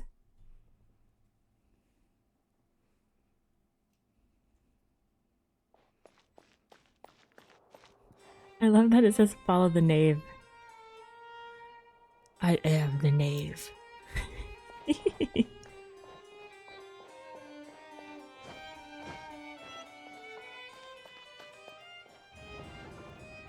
We are meeting with Neuvillette. Is Farina gonna be there too? No? Well, I guess. Never mind. It's been a while, Monsieur Neuvillette. Monsieur Neuvillette. I must say, I wasn't expecting my meeting request to be approved quite so quickly. The Palais Mermonia operates with an efficiency worthy of admiration. It's gonna be like, yes, it's time for our meeting.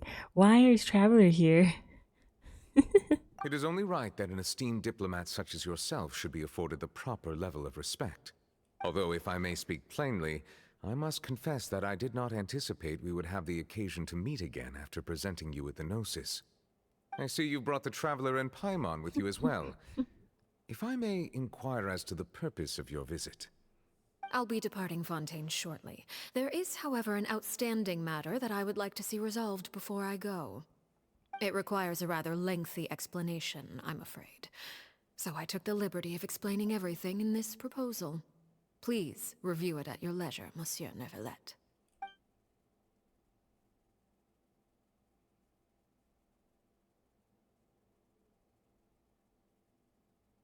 So serious.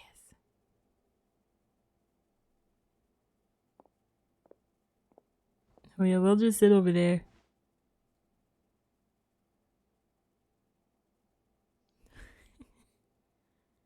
Can we get some tea? Stop. I understand your request. However, at the risk of causing offense, I must admit that I fail to see why you would wish for such a thing. I heard you have a certain fondness for water tasting, Monsieur Neuvillette, so allow me to use water as an analogy.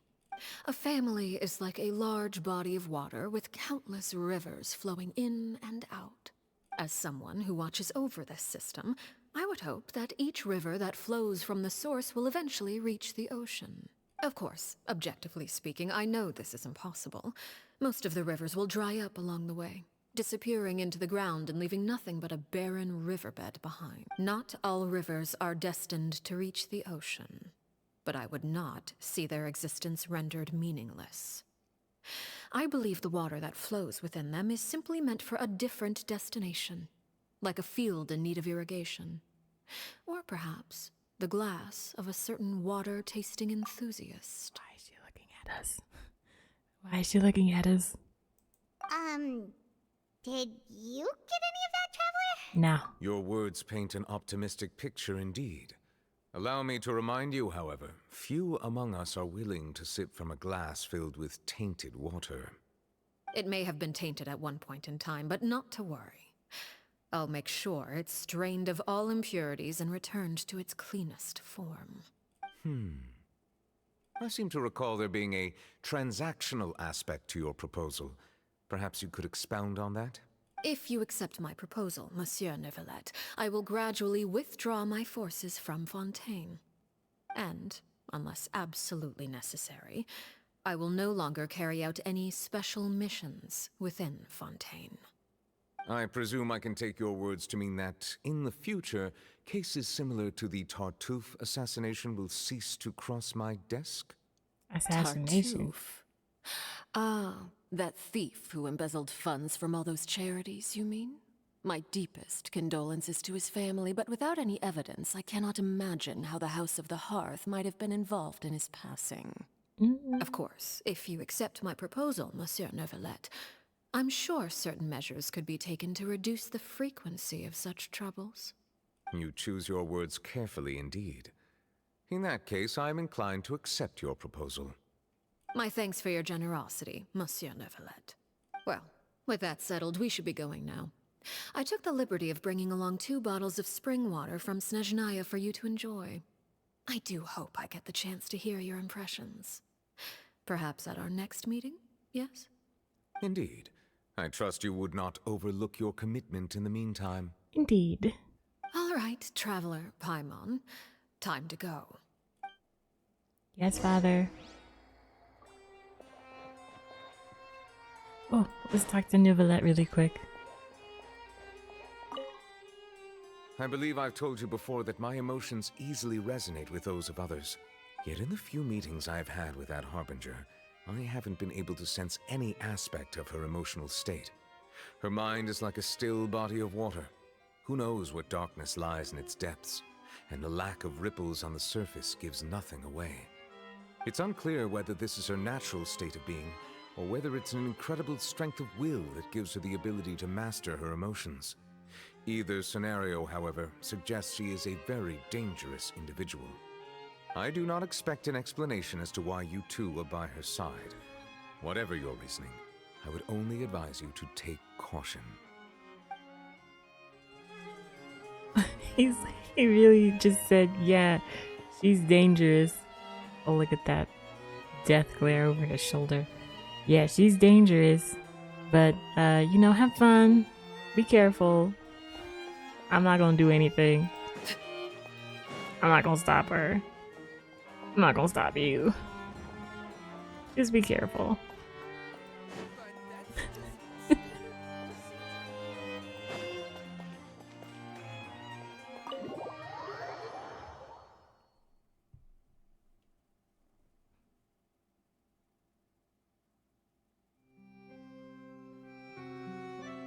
So, what exactly were you talking about back there?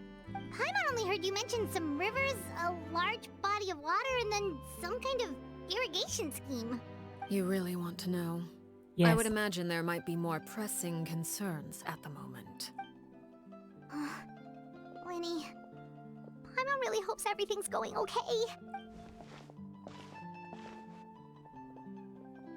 Oh, Paimon recognizes that look.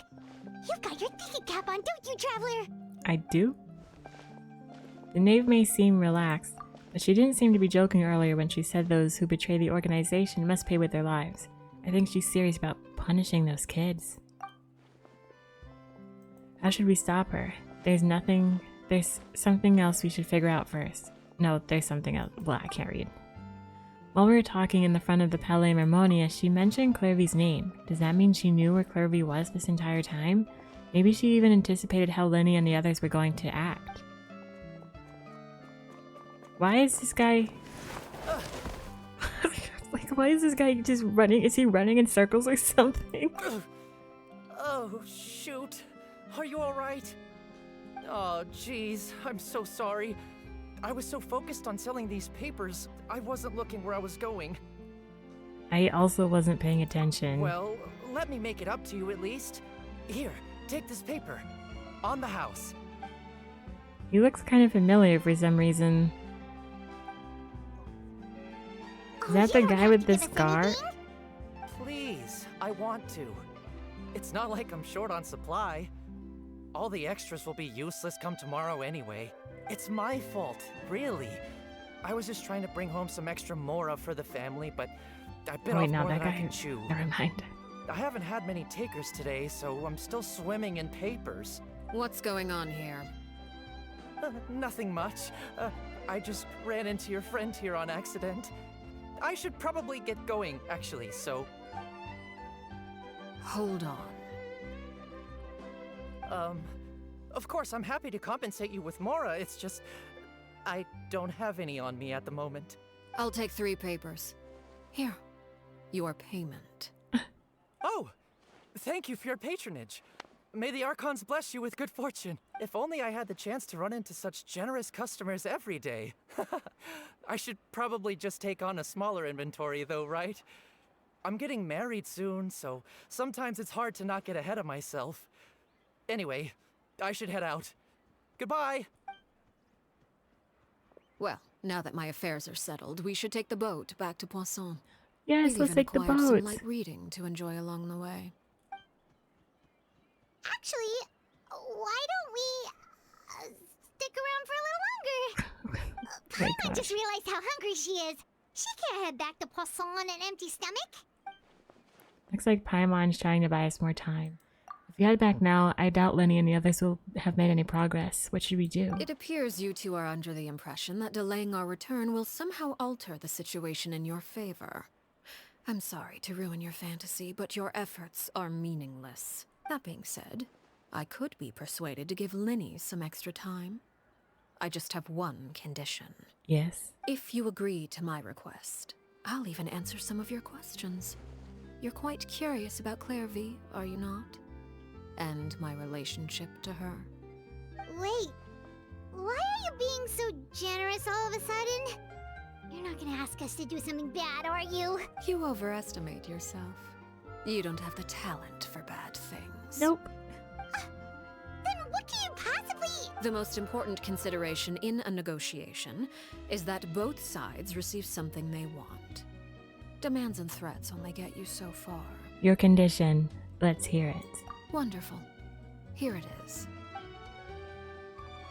When the time comes, make the choice that you deem most appropriate in the situation, and lend your help to the House of the Hearth. Okay, sounds normal enough.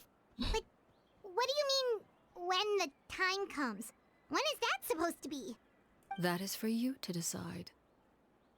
We accept your condition. Like, there's really no other option. Then we have a deal. Follow me. Are we really gonna take the boat back? No?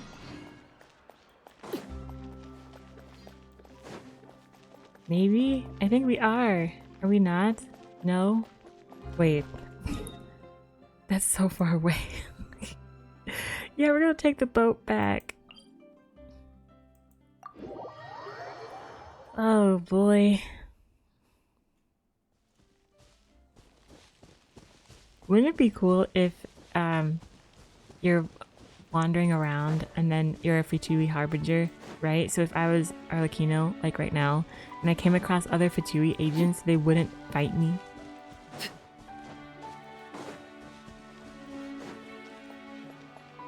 Just a thought. But we could initiate fights with them. And it'd be like a training or something. You failed the training. How about we explore the area Excuse ahead of me. us later? What? Paimon, I'm not even that close. Can the map stop being in red alert, please? How many people had that message pop up when you're just trying to get over here? What is this place? Somewhere long forgotten by everyone. It used to be a grand building. Now it's nothing more than a pile of rubble. No one comes here anymore, nor does anyone care about what once happened here. Although, this place does have something to do with the story I'm about to tell you. It was before I became a Harbinger, and before Linny and the others joined the House of the Hearth. Due to certain events, I first killed Clairvy and then her mother. And this is where it all happened. You were the one that killed Clairvy? Why?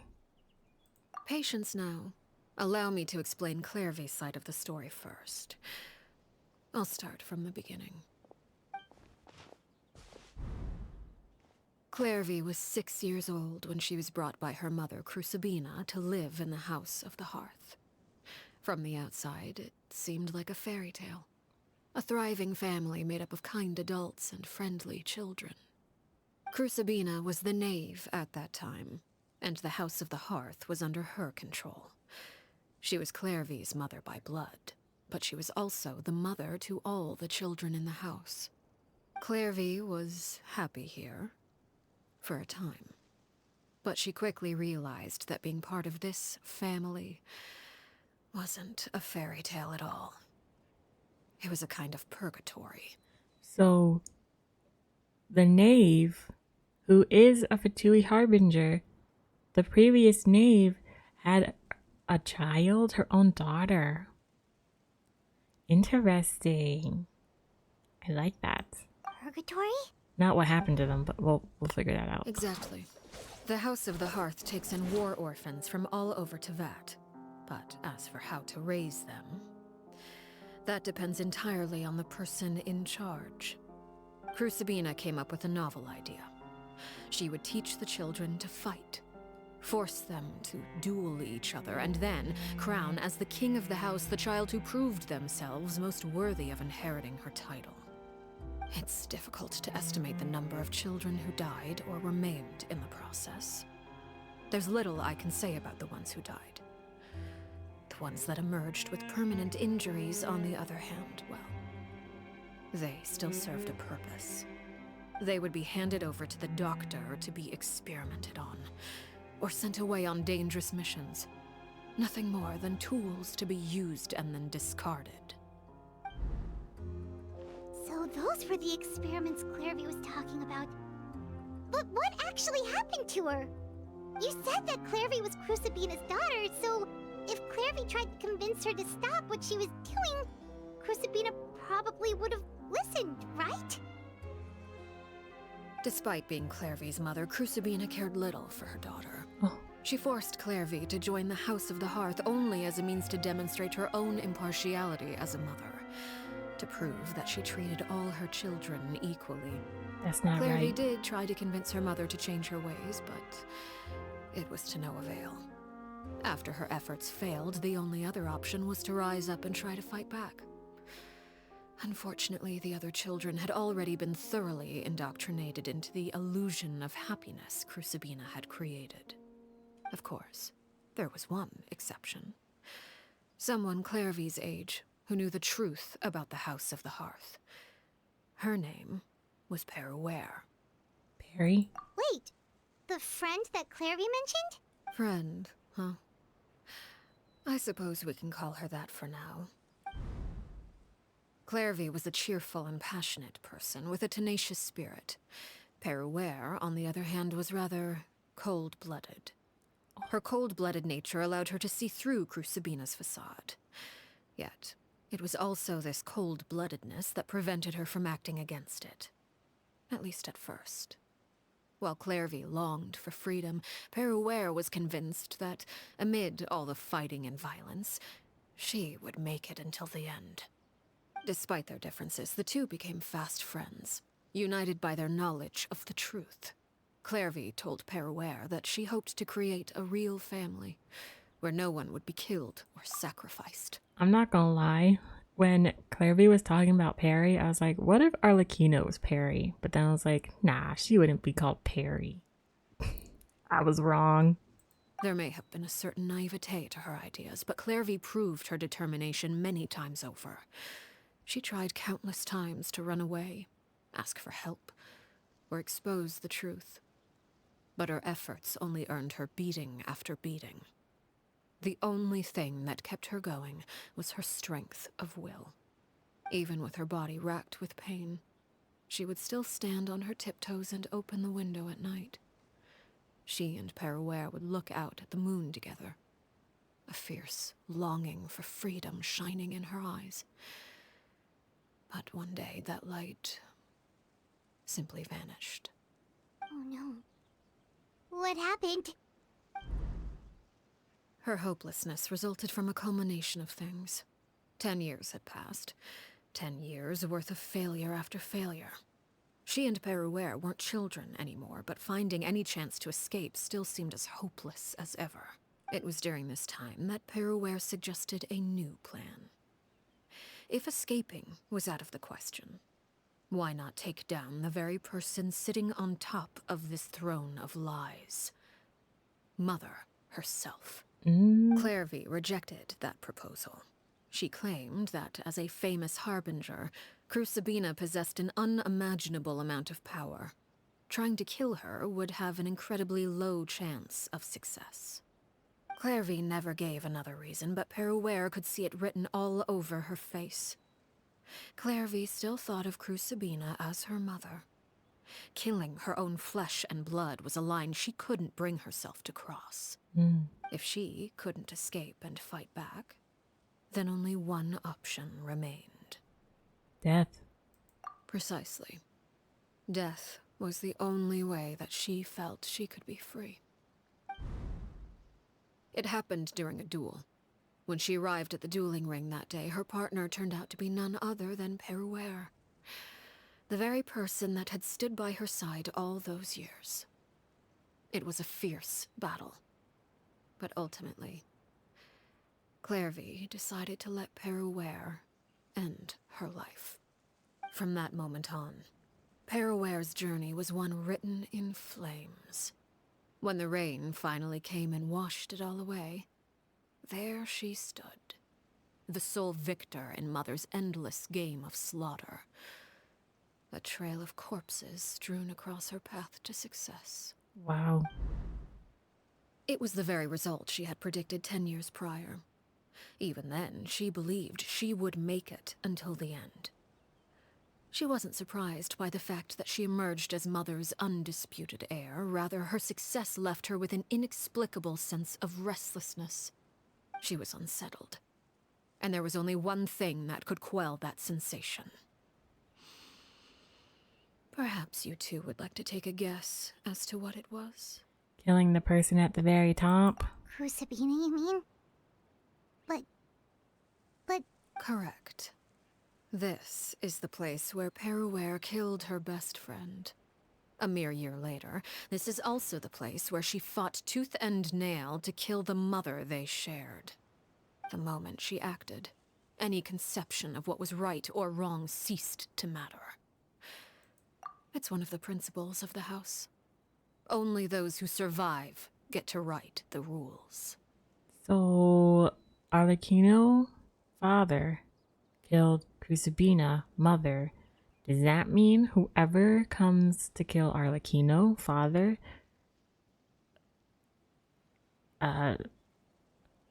grandma? Grandpa? Cousin? Sorry.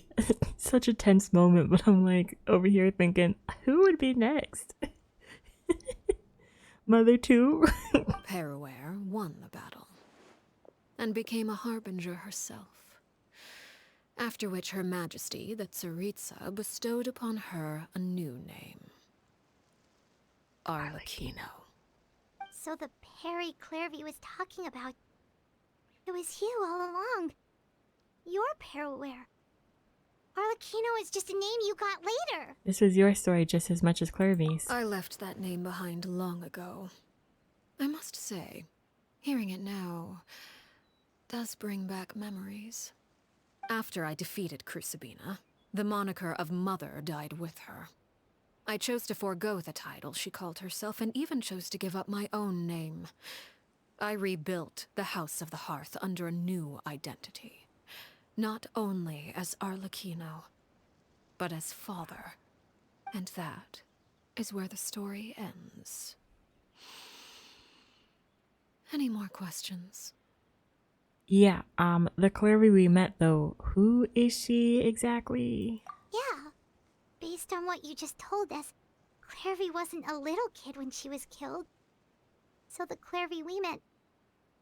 Was she really a spirit at all?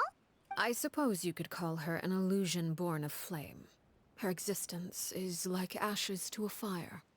Something left over in the wake of blaze and ruin. You see, a certain power runs through my veins. It's not unlike a curse. My flames leave behind shadows of anything they consume, of course. The chances of those shadows morphing into a sentient entity are exceedingly slim.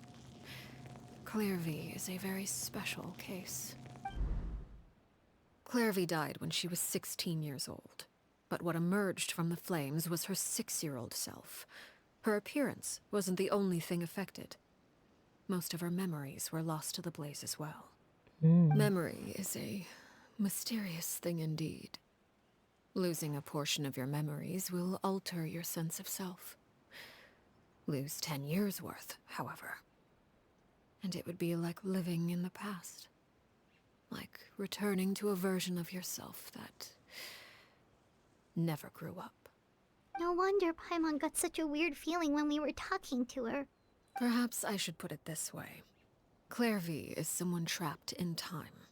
It may seem like she exists with us in the present, but she truly lives in the confines of her own past.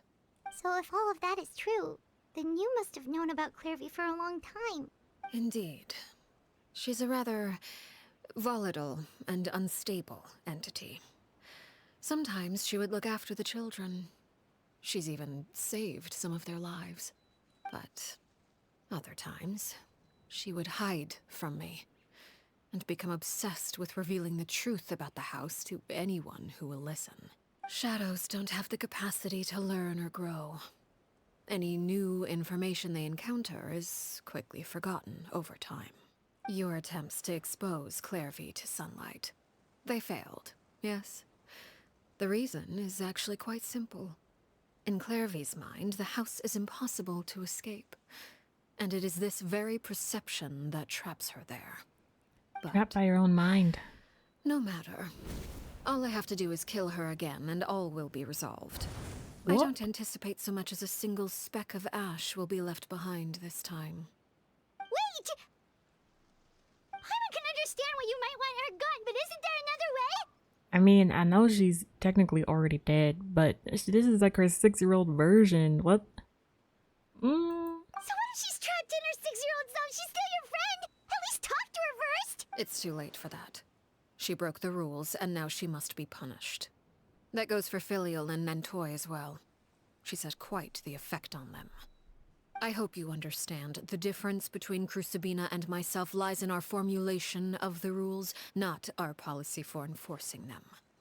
Upholding the rules without question is a trait we both share, because that is how a household should be run. Is this really what you want to do? Whatever could you mean? I can't travel. I just talk the whole time. Please. Don't you want to say a proper goodbye at least? Whether as a killer or as a father, there are two things that must be avoided at all costs: anger and sorrow. Anger makes you impulsive. Sorrow causes you to waver. Well, it appears it's about time to proceed. Before we arrived, I told some of my well-behaved children to bring our troublemakers here by nightfall. I do believe I've kept my end of the deal. I gave your friends quite a bit more time. As for what happens now, we'll just have to wait and see.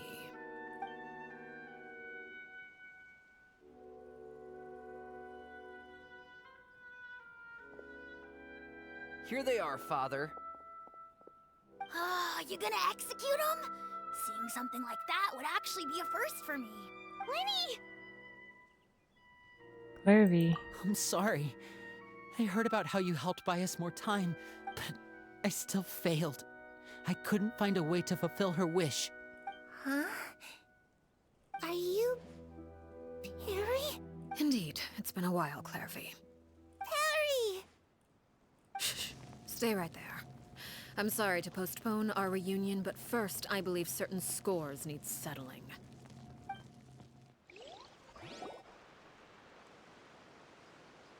Snap. Father, let me explain. Out of my way. Father! You chose to conceal a threat to the house. And for that, you must be punished. Overall, however, I suppose your wrongdoing is hardly the most egregious of the bunch, so I'll deal with your punishments later. As for right now, the more pressing concerns are the traitors among us. By traitors? Do you mean us? Father, let me explain. We didn't mean to... Fultz, why don't you share what you heard? Yes, Father. Secret Midnight Meeting number 3. Participants, Filial, Nantoy, Sato, Toddy. We're really watching Father go to work. Sorry. Again, tense moment. I just had to say it. Nantoy clearly said, if only Father wasn't the one who took us in. Sato added, I'm sick of this life. I just want to live as a normal person. Filial was the worst of them all. She called us crazies and said a bunch of mean things about Father.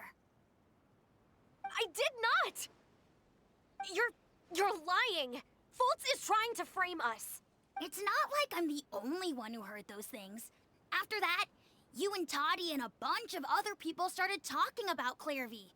You were using all those things Clairvy brought up as an excuse to question Father. We're birds locked in a cage. The only way out is to destroy it.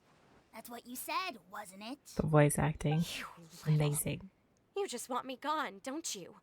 What did I ever do to you, huh? And you, Sheplo, have you forgotten who stood by your sickbed, watched over you, and changed your dressings? Come on, let's hear it then. What's your reason for all this? You're wrong, Filial. We don't want you to die. You're our family. Liar. You wouldn't be doing this if that were the case.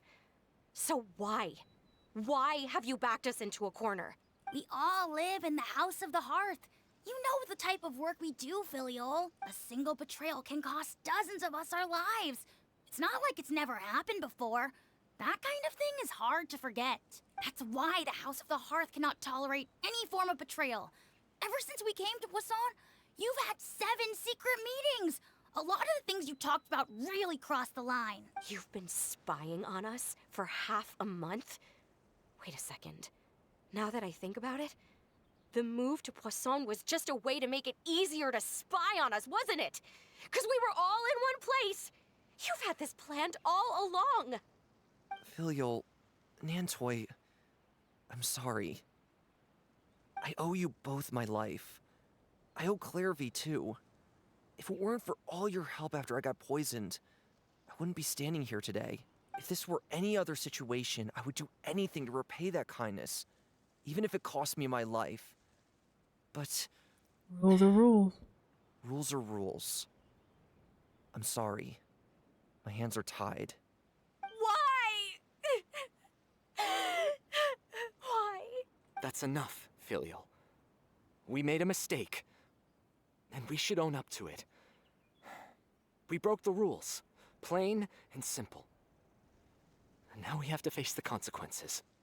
I'm sorry, Sheplo. Fultz.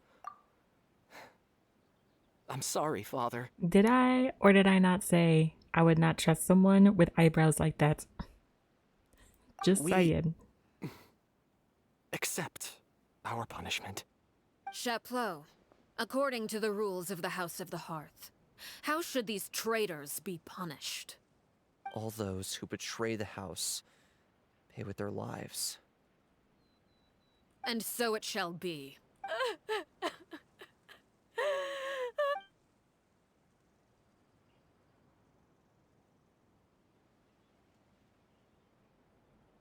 Father, please wait! Something you want to say, Linny? Please reconsider, Father. What Filial and the others did, does it really count as betrayal? We all come from broken families. From the very first day we joined the House of the Hearth, we wanted nothing more than to make it a real home.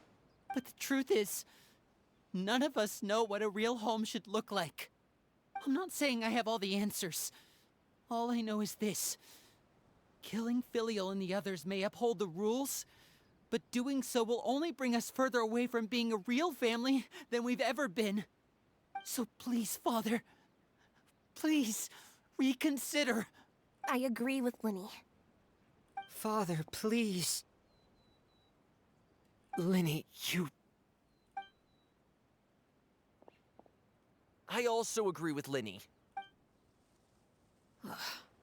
Oh, not the scoff. An order once given cannot be rescinded. However, given the extent of your determination, I suppose we shall have to go about this a different way. Draw your weapons and face me. Our weapons? If Child was here, he would lose his flippin' mind. He'd be like, yes, let's go. Father, are you referring to a duel? Precisely. The rules of the house will not be altered. Traitors must be punished. However, resolving disputes with a duel is also one of our rules, one that also applies to me. Demonstrate a sufficient showing of strength, and I shall offer a concession.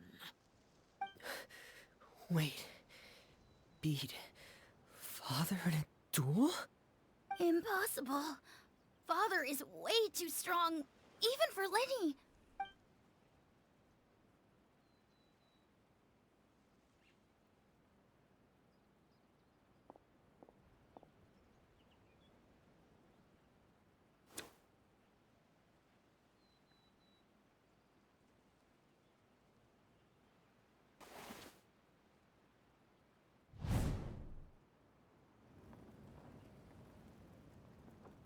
Did you hear that, Traveler? We're Lenny just and the the others have guests. to duel the knave. What should we do? Can they really win something like that? If they lose, those people from the house are really gonna be executed. Hey, are you listening? Is executing them really what she wants? Don't you want to say a proper goodbye at least? Anger makes you impulsive. Sorrow causes you to waver. Back then, she never actually answered my question. But that makes the answer pretty obvious, doesn't it? Oh. Looking at that expression on her face, she seems really serious about this. Guess that means there's no chance she's throwing the duel on purpose, huh? There's no way the knave will lose on purpose. Although... When guests are around, families are often on their best behavior. And any disputes are less likely to escalate. When the time comes, make the choice that you deem most appropriate in the situation, and lend your help to the House of the Hearth. What's wrong, Traveler? Hey, where are you going? Traveler? We're fighting with our dull blade. Let's go. I'd like to see for myself what the fourth of the Fatui Harbingers can do. Yes, I've been dreading and waiting for this moment. You're asking to join the duel against the knave? Yep. If that's okay. We're just guests though, you know. I'll allow it. We do have a ready-made dueling ring at our disposal, after all. All I would advise is this. Keep a firm grasp on your weapon, and give it your all. Any less, and you may just lose your life. Here we go. Turn off the guitar music. Let's go. Arlecchino versus Arlecchino. The slow walk. Ooh. Stabilize. Illusion shattered.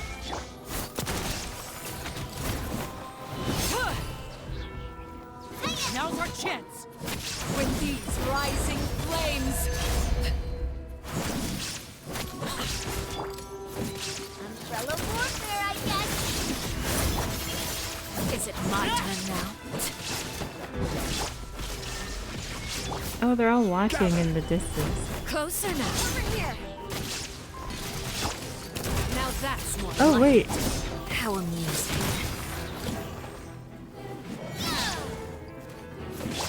With these rising flames... Feeling lucky? Is it my turn now?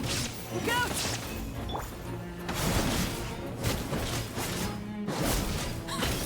With the fall of darkness, destruction shall rise. Stabilize. Have a taste of purgatory. Oh, we have a bond of life. And voila! Ah. Trapped like a bunch of helpless Oh no. Ah.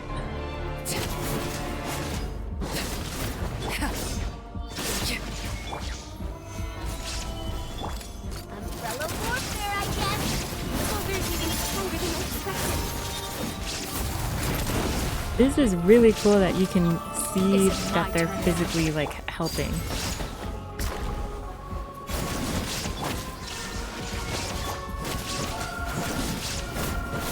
Who has the bond? It's not me. That's not working. Oh, not the get in gear. Solidify! Look at you. Trapped like a bunch of helpless animals. Lucky!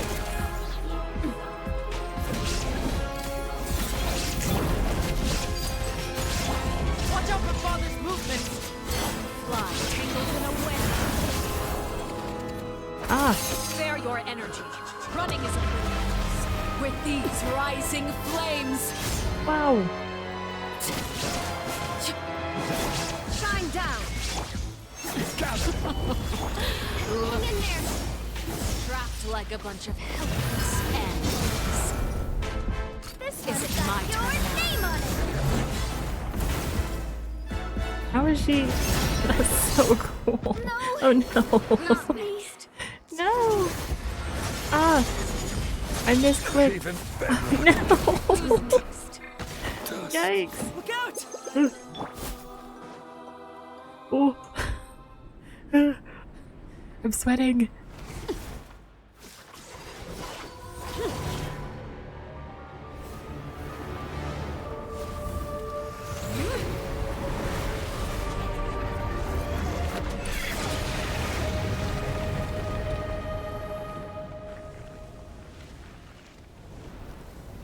The heels.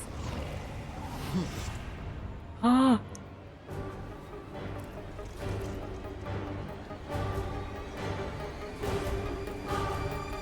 Ha! Ah! This has consumed away. My blade is all that remains. I'm scared. Oh, oh.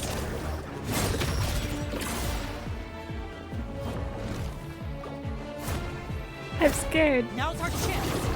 Over here! Coming at ya!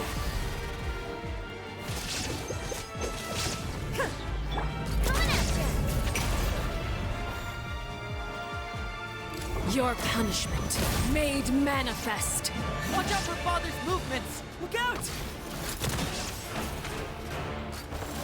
Lucky!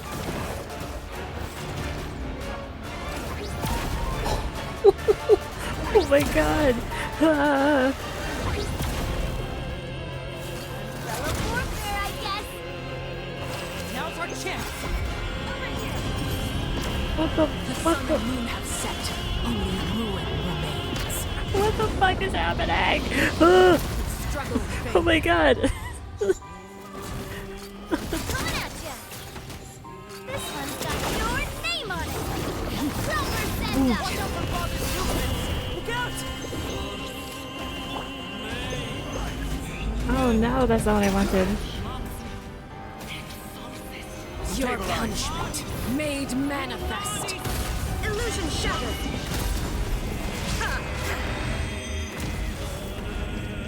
Now's our chance! Over here!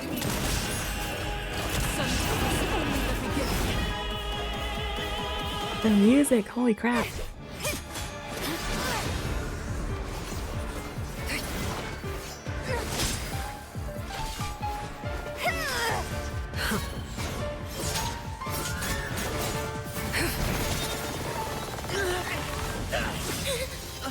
Ooh, Remine! You should know better than to crowd in one place.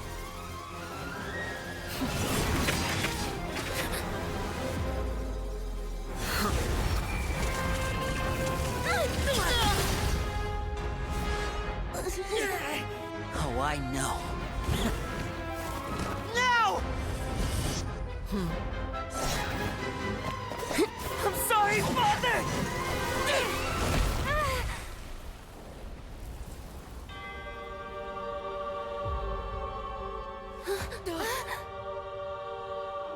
Sorry for what? This pitiful excuse for an attack.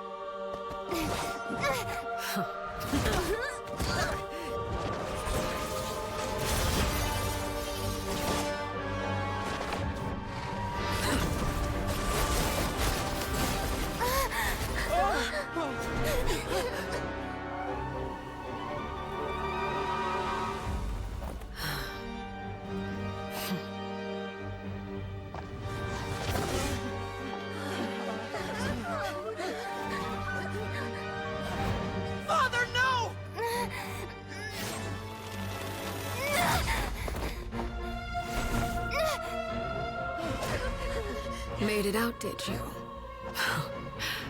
You're stronger than I expected.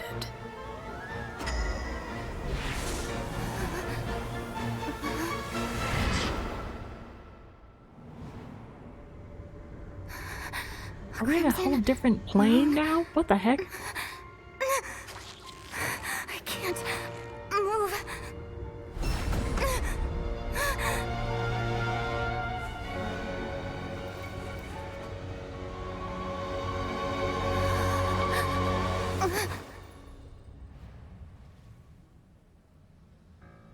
Still, not strong enough to beat me.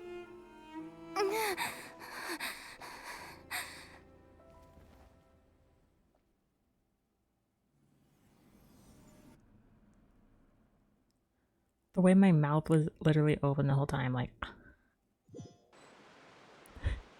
what the heck was all that? She back?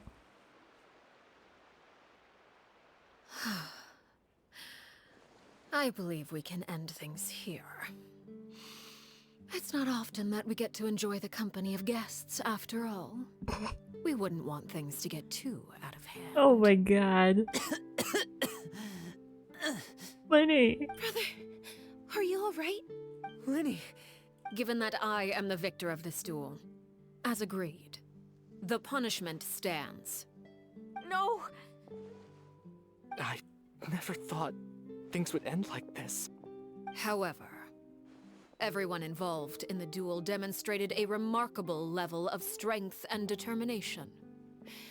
In light of this, I'm prepared to change the method of execution. Elwar, the bottled flames I gave you for safekeeping. Do you still have them? Yes? I wasn't sure what they were for, but I've kept them super safe. I didn't lose a single one. Wonderful. Then, in just a moment, I'll have you administer them. Bottled flames? Indeed. Erase the They're memory. the product of a secret experiment. Under certain special circumstances, flames can be extracted from my person and preserved. Once ingested, searing pain will spread across every inch of your body. No harm will come to you physically, but your memories will be burned away, if you can withstand the pain. When you awake, you'll have forgotten everything you know about the House of the Hearth, and will be expelled from the organization. In other words, administering this concoction will kill the version of you that grew up in the house, and give you a new identity. So that means the young man that I thought looked familiar, the one selling newspapers outside the Pali Mermonia, he must have been the same. Yep, we saw on the list of executions. He wasn't killed at all. Memory is a mysterious thing indeed. Losing a portion of your memories will alter your sense of self. No, if my understanding of the knave is right, she really thinks of that as killing him. That lived in the House of the Hearth is dead. The one that remains is simply a normal person living out his life with his beloved. Oh. Even so, it's much better than actually ending their lives. So, yeah. You're just letting us go, Father? You misunderstand. Memories are extremely important. Once consumed by flame, the version of you standing before me will die, and our secrets will die with you. So no, I don't intend to just let you go, because the person who survives will be nothing but a stranger. Even so, I won't have to live in fear anymore. I'm sorry, Father. I'm sorry I let you down. But I really... Don't cry, Filial. You haven't left the house yet, so there are still rules to be followed, yes? Remember what I taught you. Anger makes you impulsive, sorrow causes you to waver. Don't let yourself be controlled by your emotions. Of course. I'll remember. Dry your tears, and go pursue the life you really want. Yes, Father. Chaplot, Foltz, Elwar. Take them back to Poisson. And bring Linny and the others as well. I prepared 3 extra vials of bottled flames. As for whether to take them, the choice is yours. Goodbye, children. The next time we meet, I will no longer be your father. Thank you for all you've done for the house. I hope you have bright futures ahead of you.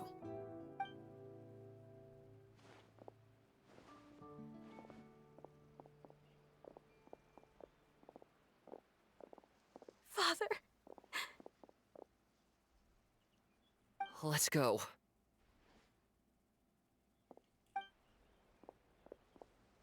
Are they gonna take it? Here, grab my arm, Linny. I'll help you walk back. Thank you.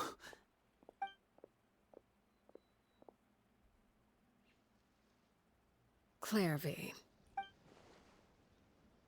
Are they gonna take it? Or no?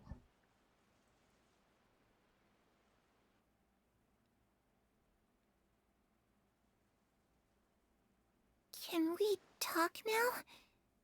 I've been waiting for a super long time. So cute. You really are Perry, aren't you? I haven't seen you in so long. How come you're all grown up?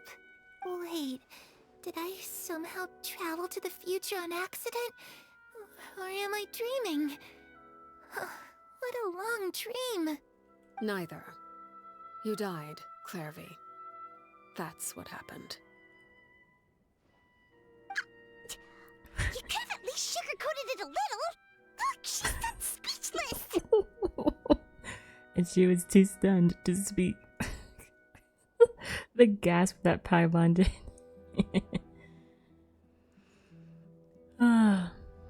If this really is Clary's younger self, then I would say she's probably had enough lives.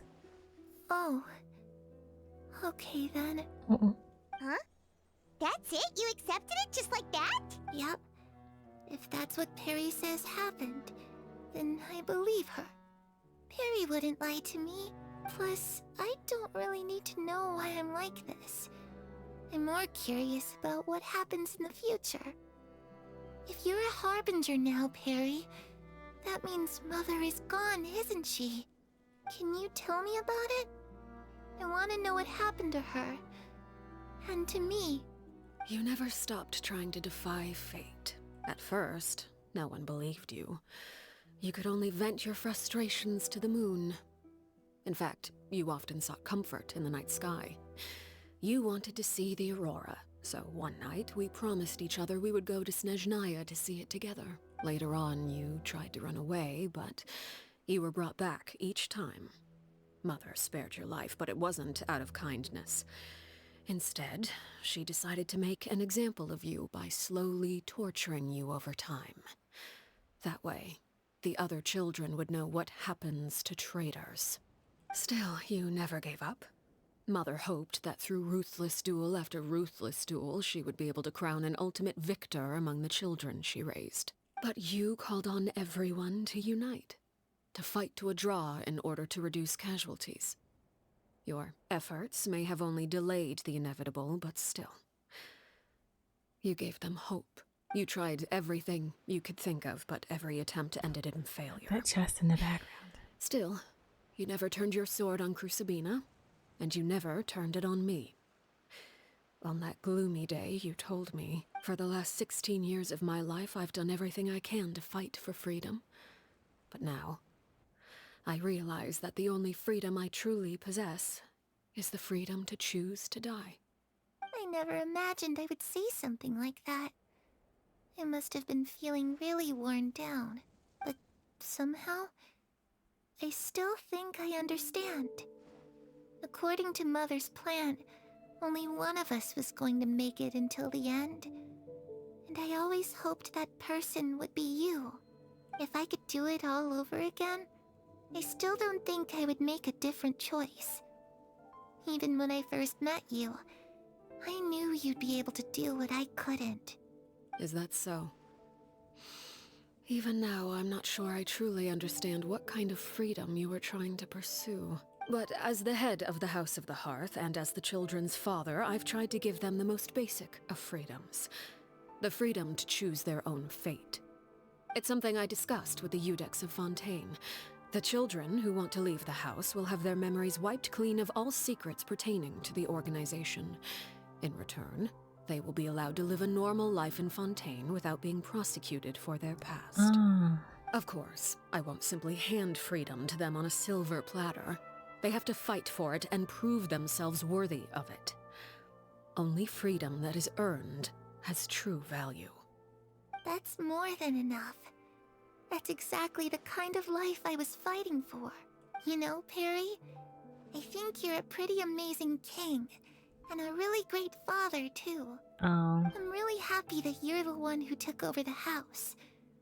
I guess I do have one regret, though. I still haven't seen the outside world. Well, it just so happens that our dear guests over here have been to many nations and traveled to countless places. Perhaps they would be willing to tell you what the outside world is like. Really? Of course! We've traveled all over the place. We've got so many stories, we could probably talk your ears off for 3 days straight. Let's go. Well, we started with Animo. I used to dream of being a bard. Oh. Playing the lute while singing into the winds of freedom. Even if there was no one there to listen, I would have continued to sing no matter what. We'll just work our way down. That's where Mora comes from. I never knew that before. If I had some Mora, I would buy 3 new dresses. One for me, one for Perry, and one for Mother. It's just too bad Perry doesn't like wearing dresses. And Mother, well, she probably wouldn't accept something like that either. I guess I'd just have to keep them all for me then. I could wear a different one every day. Those yokai you mentioned, what do they look like? I once saw a drawing of this one guy with horns on his head and a super scary face. Are there any yokai like that? Oh, sounds like you're talking about an Oni. Yep, we've met one, and let Paimon tell you, they're not nearly as scary as they look. I was always too afraid to skip Mother's fighting lessons. But at the academia, I bet you could do all sorts of secret things in class. Things that have nothing to do with studying. I'm just kidding. Being able to study whatever you want without having to fear for your life actually sounds pretty great. Oh.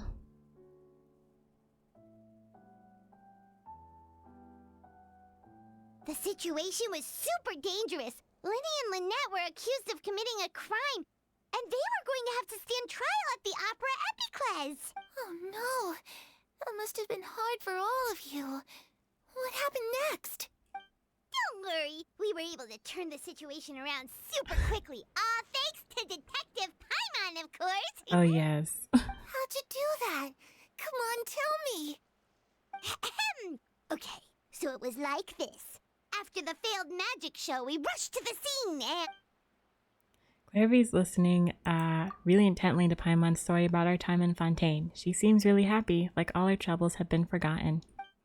Maybe this is the first time she's ever been able to truly relax, but I'm not sure how long this moment can last. Shadows don't have the capacity to learn or grow. Any new information they encounter is quickly forgotten over time. Wonder how many times Arlecchino's had to have this conversation, or something like it, before. As time passes, she'll probably forget everything we've told her and go back to being that scared little girl who could only hide in the shadows. I was so busy thinking, I almost didn't notice. The sun's risen.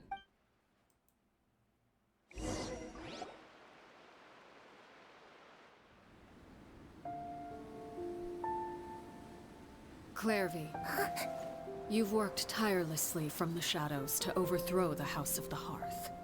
Now, by my authority as the Knave, I shall announce how this matter ends. You are hereby expelled from the House of the Hearth. You are no longer tied to this place, nor are you bound by its rules. You're saying that I can finally leave? Oh. I get to experience the outside world as well?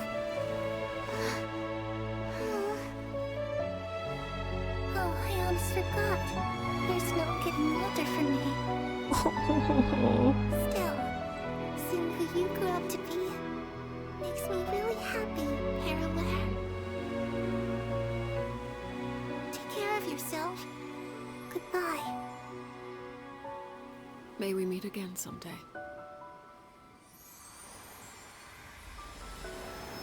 Oh my god. Ah. Oh my god. Clairvy. It is exactly like another Inazuma moment. What the heck? Eh. She left so soon. Paimon didn't even get to finish her story. I also have certain sentiments left unsaid. I wanted to tell her that the aurora I saw in Snezhnaya was just as beautiful as the ones in the pictures. But a shadow's memories reset at dawn. Had we delayed any longer, we wouldn't have had the time to say goodbye. Oh. Whatever regrets may linger, let them be lost to the coming of a new day. Funny. Father? It's Linny! Hey, Linny! Why does he sound like a kid? It's like, Father, I'm sick. What is he doing back here? Let's go check it out.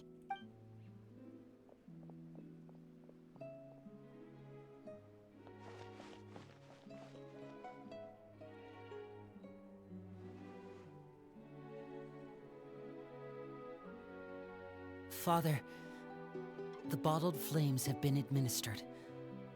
Filio and the others have left the house. And you? What have you decided?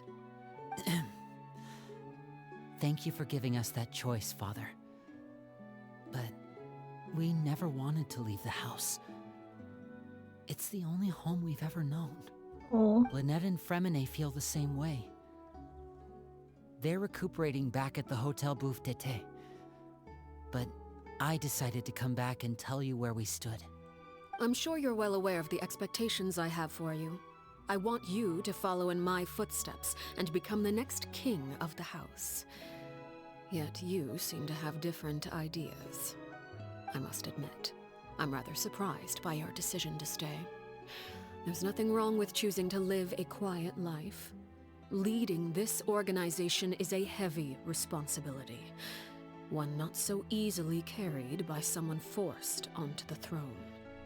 I just never understood what you saw in me. What made you believe I was deserving of that throne? You're brave, talented, and, most importantly, you cherish your family. Oh. You would do anything to protect them. Yes, he would. Even if it costs you your life.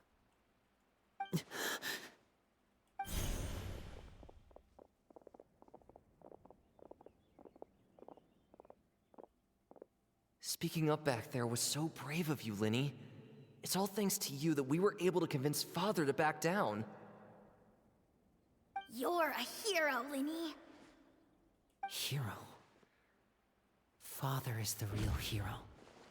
Had Father gone all out during the duel, there's no way I would have walked away with my life. She must have had it all planned from the beginning, from the very moment she suggested a duel. I'm not deserving of that title. I'm not strong enough or smart enough. You're wrong. In my opinion, all you need to be deserving of the throne is conviction and the necessary strength to act on it.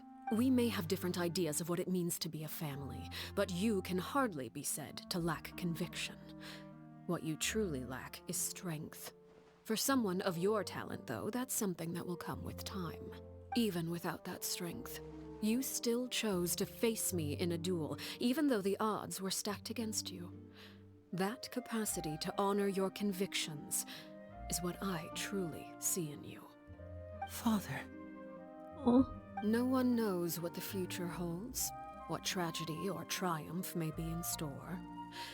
Being at the head of this organization requires the strength of will to face whatever comes. Caution will only hold you back.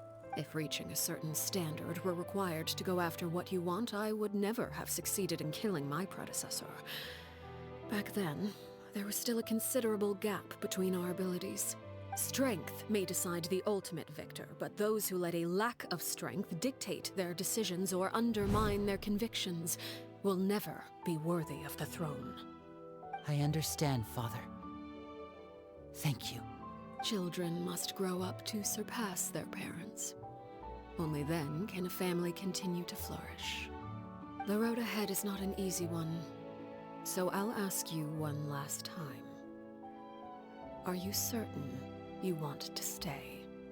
You've done so much for me, Father, and that kindness must be repaid. Plus, with Project Stuja at hand, there are many dangers ahead, and I, for one, don't intend to back down. Project Stuja. Protecting my family at all costs. That's my conviction. Then you're welcome to stay. As for Project Stuja, you need not be too concerned. If those cowardly businessmen and heartless dignitaries try to take us down, I'm prepared to teach them a lesson. Having members who longed for the light was our organization's last weakness. With those members no longer among our ranks, the House of the Hearth is like a spider hiding in the shadows. Ew. We need only wait for our prey to come to us. At present, our imperative is to use their plan to our advantage. In doing so, a crimson moon shall rise amid the frigid blizzards of winter. No demonstration of loyalty shall go unrewarded, and no sacrifice shall be in vain. As for the two of you, whether we meet again as friend or foe, I'll remember the camaraderie we shared in this moment. Comrade. No matter how arduous the journey ahead, I hope we both reach our desired destination.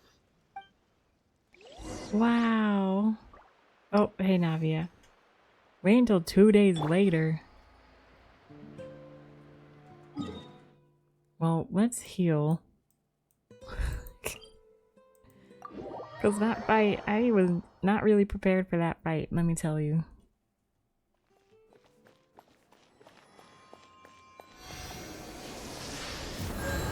Oh.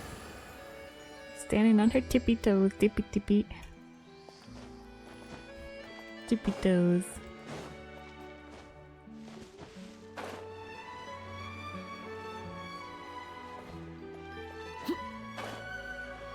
There's a chest! What the heck?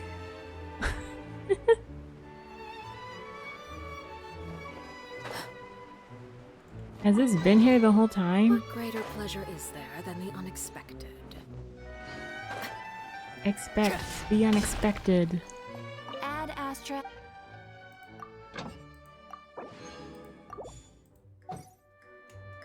Ad Astra. Thank you for complete. Let's collect these. And then I need to use up my oh wait. Yeah, it's a new week. Duh.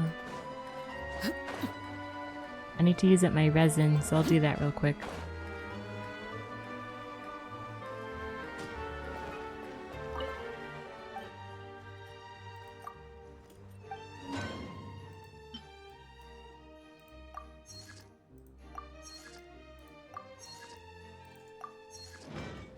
Okay, now we wait 2 days.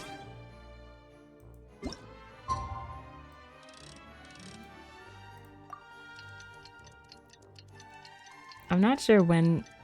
Were you always able to go to like a day, 2 days in advance with the time? Or was that added after an update? 'Cause I didn't know that. Until like a couple updates ago or something.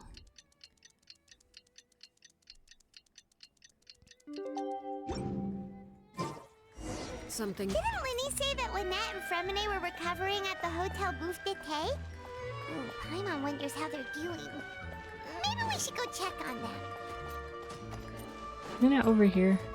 Yeah, I'm getting closer.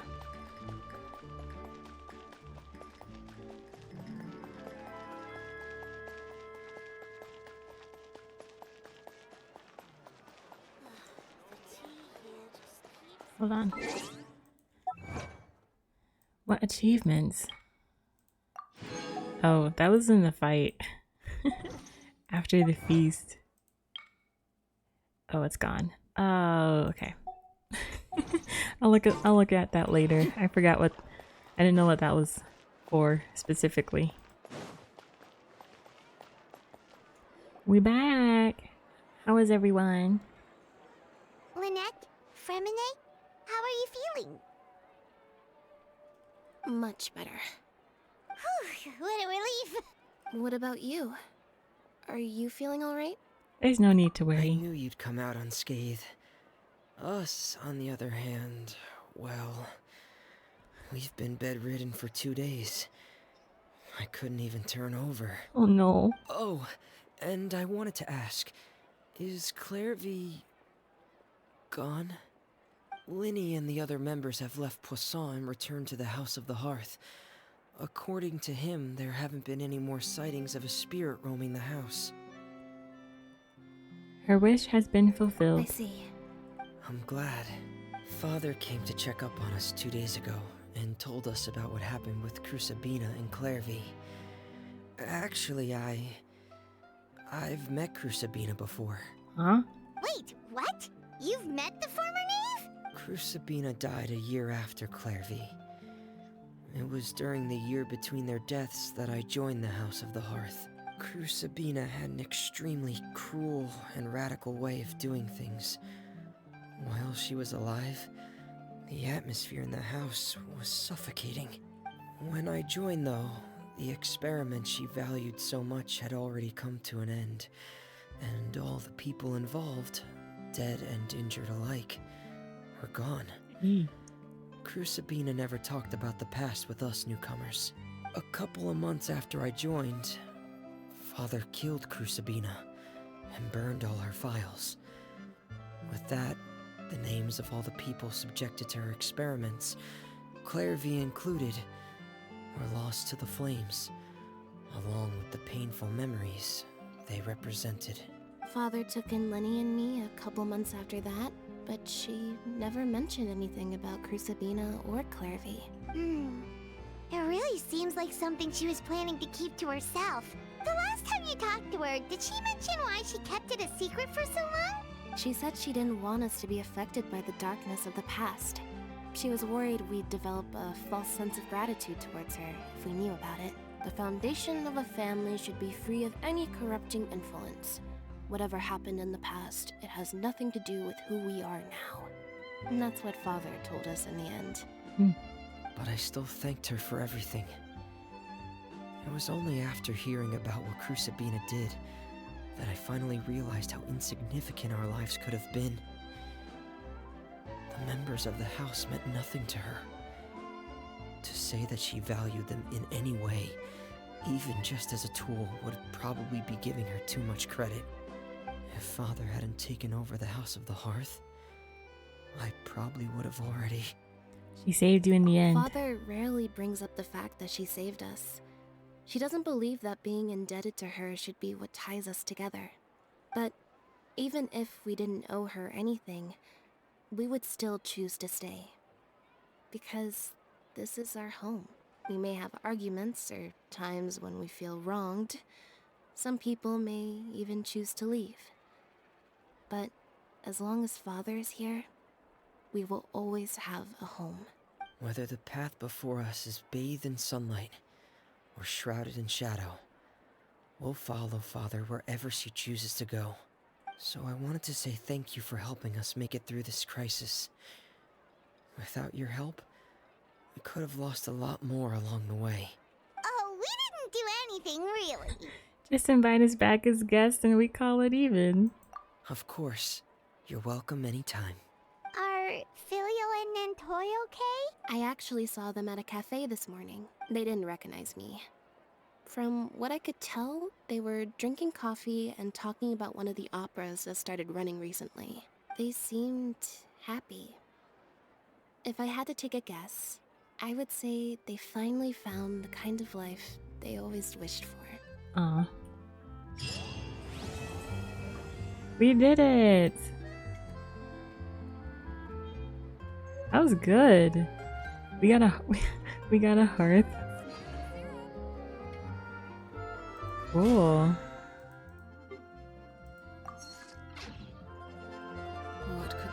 Can we fight her now? Oh yeah. Yee. Let's do it, I guess. Do you? Oh, that's so. Wait. Stop. That's real cool, actually. So you can just come. You can just come here and be at the ruins. And you can also start the domain. That's really cool. Okay, let's hope we get one of these. Maybe two if we're lucky. I can't use Arlecchino.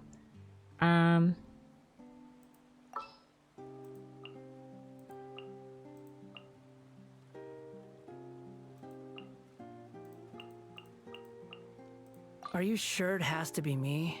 Yeah, we'll try this team, I guess. Fine. I can't Let's get heal this once over they with. have the blood bond anyways, so.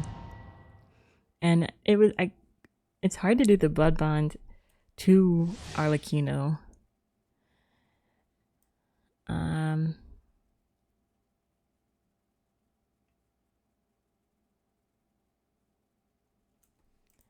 Okay. Look at that. Are those? Oh. Afraid? Solidify! Or do you not even have the courage to be afraid? How amusing. We got two harbingers fighting.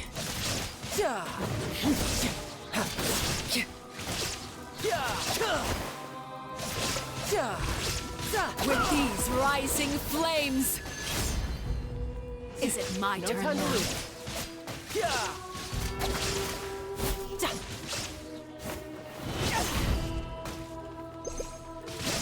Now that's more like it. Is it my turn now? Fury. I don't know, girl. You've been fighting. So far, so good.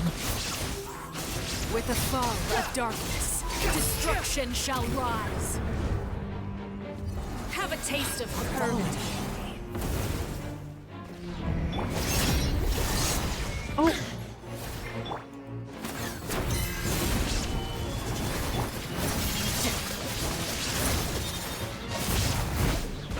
How amusing.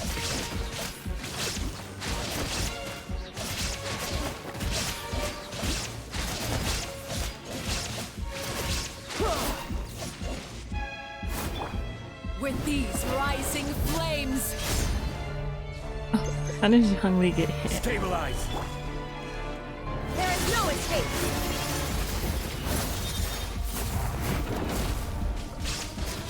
is it my turn now?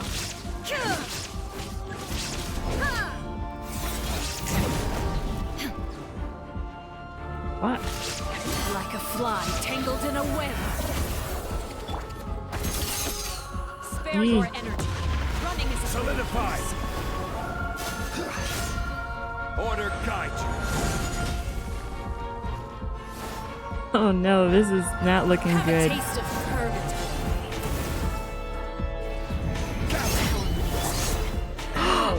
No!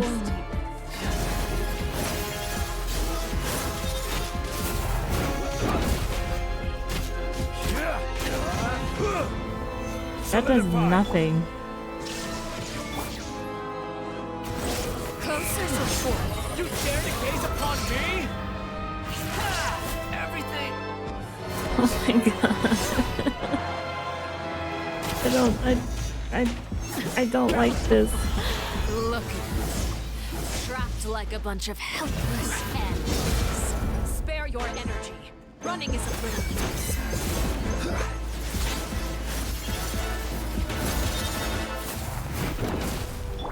Shine down. Is it my turn now?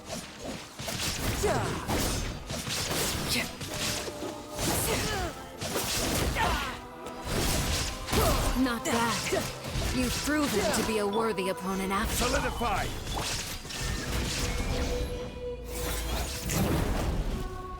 Spare spare your energy. Running is of little use.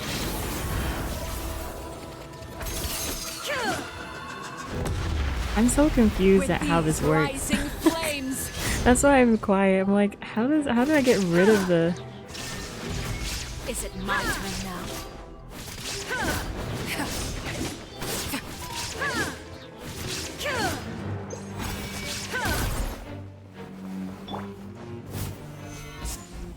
Oh.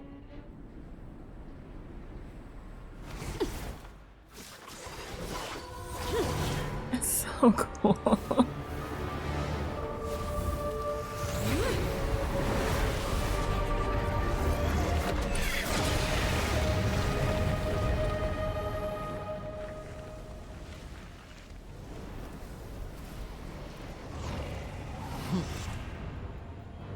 Oh. I just wonder though, is it's just I'm Solidify. just wondering. Oh, Darkness has been seared away. My blade is all that remains.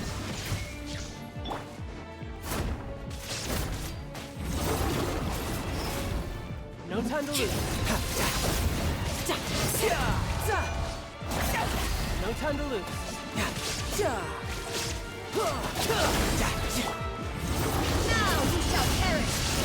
oh, is this doing anything? Remove all obstacles.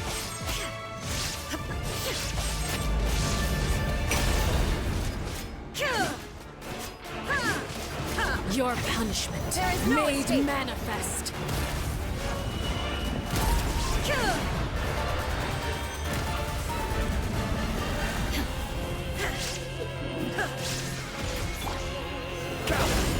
This is order.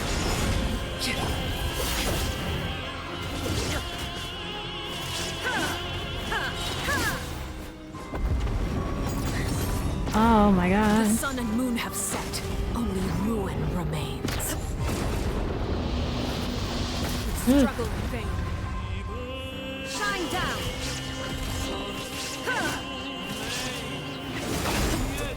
Oh my god. I don't know how to get out of that. Wind rises. Search for it. Upon the gale.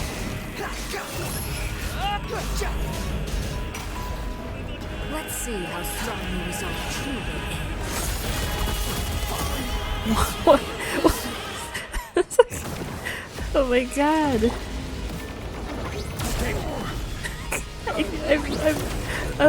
I'm messing up. Riptide.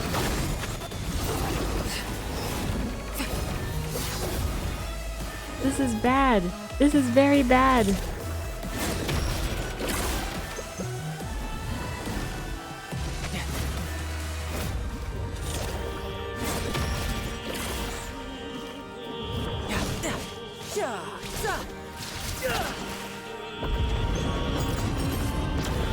The sun and moon have set. Oh no. Only ruin remains.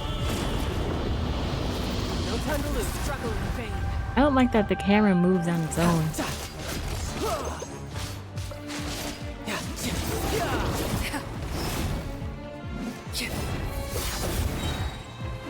Brace yourself. This is gonna hurt. Let's see how strong the resolve truly is. That does nothing.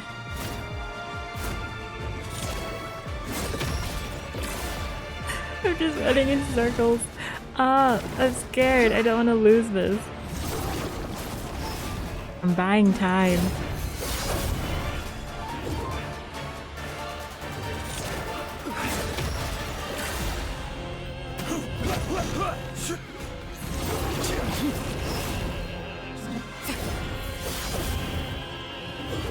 Stabilize.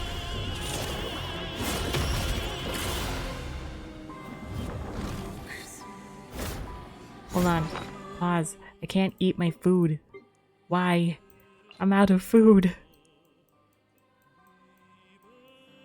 Where am I? Where am I? What? I know I have food. I mean, I'm passing a lot of it, but I thought I had... There we go.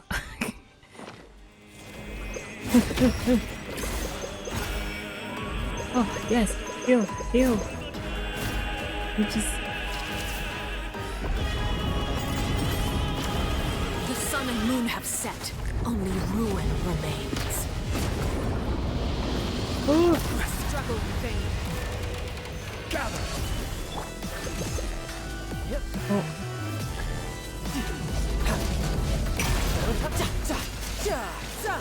Sun test, only the beginning. I don't know what I just did. That was freaking... That was fucking hard. I have no... And I didn't get what I needed. That was hard. I'm gonna have to practice that domain. What the heck? Oh boy. Wow. That was hard. Alright. Let's just finish.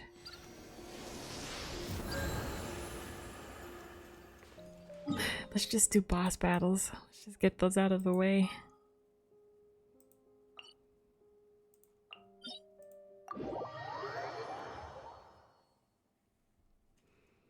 I can't remember. Did I use Arlecchino for this? I think I did.